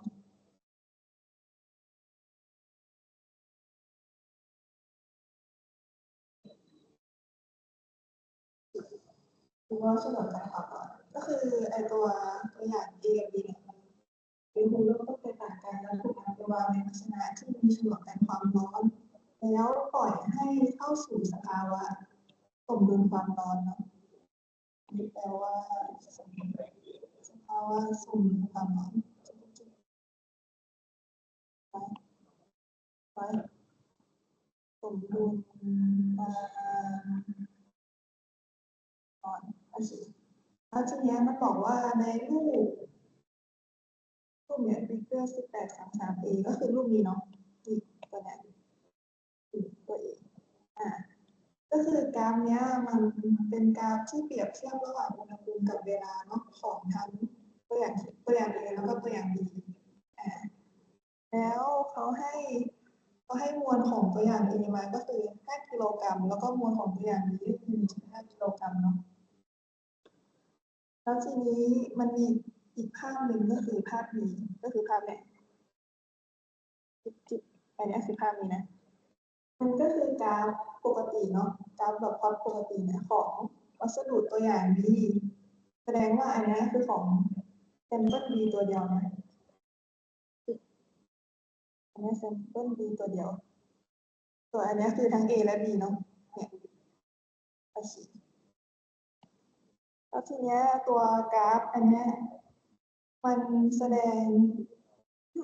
การเปลี่ยนแปลงอุณหภูมิหรือก็คือเดลต้าทีเนี่ยที่วัสดุได้รับเพื่อมีการถ่ายโอนพลังงานในรูปของความร้อนแล้วการเนี้ยนี่นะซึ่งการเนี้ยมันคือการเปรียบเทียบระหว่างเดลต้าทีอันนี้นะกับความร้อนส่วนด้วยหน่วยของมวลก็คือ Q ส่วนด้วย M เนาะบัญชีแล้วทีเนี้ยเขาบอกว่าสเกลของอีกราฟเนี้ยก็คือ4 องศาเซลเซียสเนาะเนี่ยเดลต้าทีเราเดลต้าทีเท่ากับ4 องศาเซลเซียสแสดงว่ากราฟมันจะพลอตอย่างนี้เลยก็คืออันเนี้ยเป็น4อันนี้ก็3 2 1โอเคนะแล้วทีเนี้ยเขาถามว่าความร้อนจำเพาะของตัวอย่าง B คือเท่าไหร่ก็คือถามอันนี้เนาะตัว CA เท่ากับเท่าไหร่โอเคแล้วทีนี้ด้วยความที่มันบอกว่า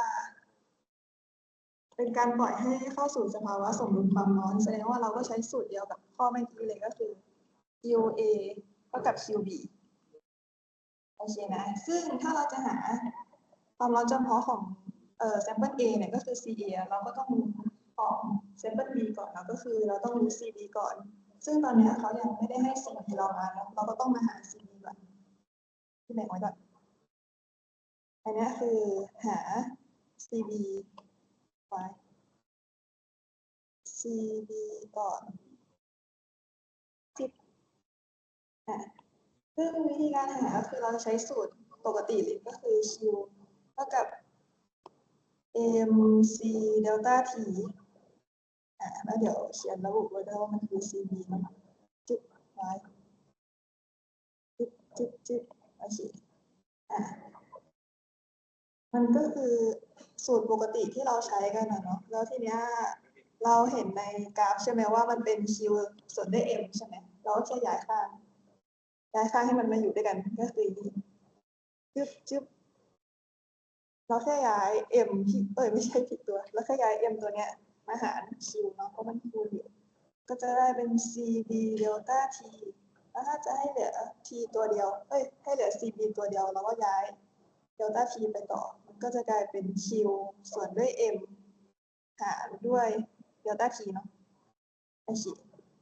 อันนี้ก็คืออันนี้นะที่เขียนให้มันกินพื้นที่น้อยๆเฉยคืออันเดียวกันโอเคแล้วทีเนี้ยพี่ก็จะแทนค่าลงไปเลยเนาะก็คือ Q ส่วนด้วย M เนี่ยตัวเนี้ยQ ส่วนด้วย M ก็คืออันนี้ของหาได้จากกราฟ B นะ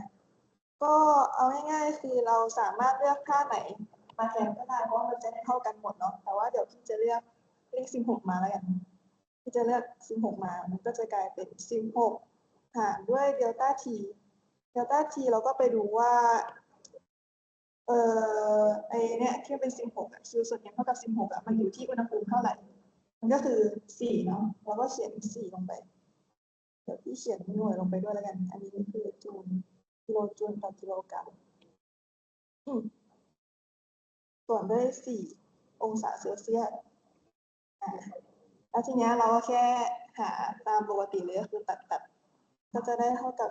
4 กิโลจูลส่วนด้วยกิโลกรัมคูณองศาเซลเซียส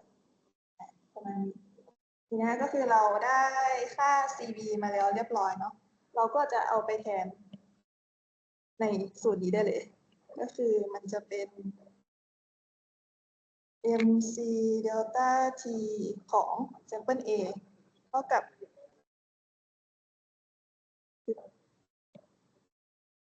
MC delta T ของ sample B เราก็แทนลงไป มวลของ sample A ก็คืออันนี้เนาะที่เขาให้มา 5 กิโลกรัมเราก็แทนลงไป เป็น 5 คูณกับ C ของ A ก็คืออันที่เราจะหาเนาะเดี๋ยวที่จะเขียนติดลงไปอย่างนี้แหละ CA คูณด้วย delta T ตัวไอ้นี่ของเราอะเนี่ยตัวกราฟอันเนี้ยเราต้องเอามาใช้ เราต้องเอาค่าในกราฟอะมาหานะ ก็คือตัวเดลต้า T เอเนี่ยของเราอะมันก็คือส่วนนี้ มันก็คือการที่เอาอันนี้ เดี๋ยวเราเห็นใช่ไหมว่าอันเนี้ยเส้นทึบมันคือ A เนาะ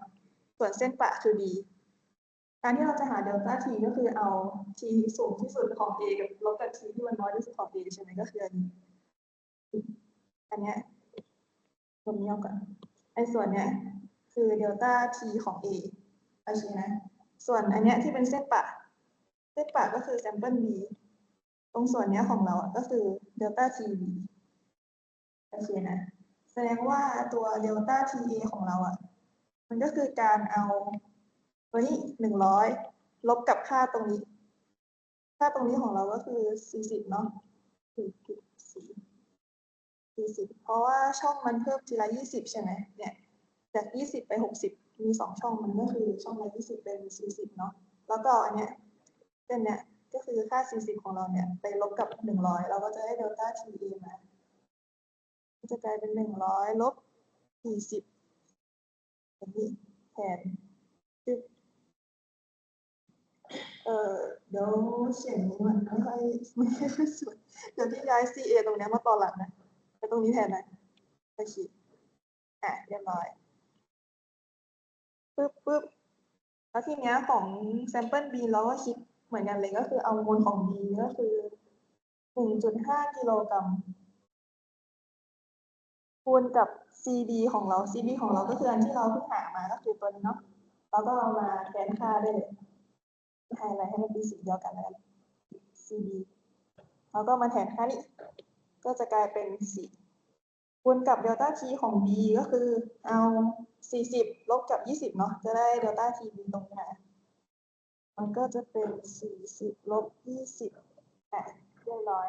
ทีนี้เราก็แค่คิดเลขมันออกมาเนาะไอ้ตรงเนี้ยของเราก็จะคิดออกมาเป็น5คูณ60ใช่ไหมเพราะว่าอันเนี้ยมันลบกันอยู่เนาะเนี่ย100ลบ40ได้60เป็น CA เท่ากับ1.5คูณ4คูณ20เราเอาคิดเลขออกมา5คูณ60เราก็ได้300เนาะ300 CA เท่ากับ 1.5คูณ4คูณ20จะได้120เราก็แค่ย้าย300ไปหาร120เนาะเราก็จะได้ CE มาเลยเท่ากับ 0.4 หน่วยกิโลจูลกิโลกรัมคูณจากเซลเซียสเรียบร้อยได้คำตอบเลยเรียบร้อยประมาณนี้ข้อนี้มีแค่นี้เลย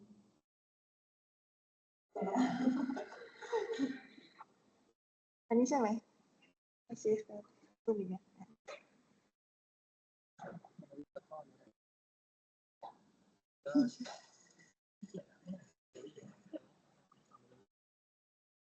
จะบอกให้สอนอยู่แต่ว่ามันต้องส่งโจทย์ให้น้องอีกรอบนึงใช่แต่ว่าไฟล์น้องไม่มีไดอารี่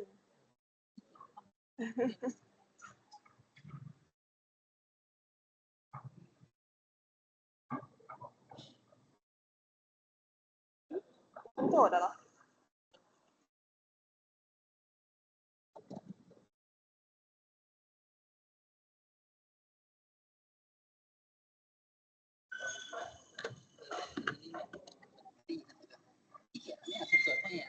หรือมันต้องเพราะว่าน้องเขาไอ้นี่ไปแล้วนะเขาก็ใช้ไฟล์ตัวเองจบไปแล้วค่ะครับผม หน้าจอนี่เหรอ อ๋อโอเคครับ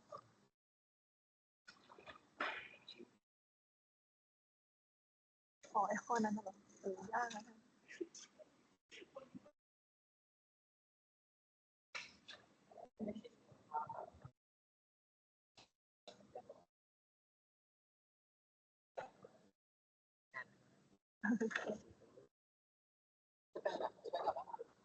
จะเป็นกลับแล้ว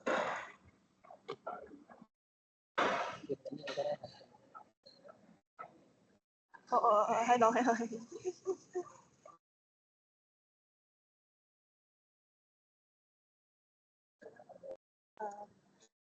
ไปนี่เนาะ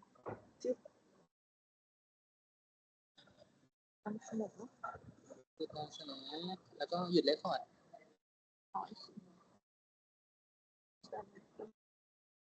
ใช่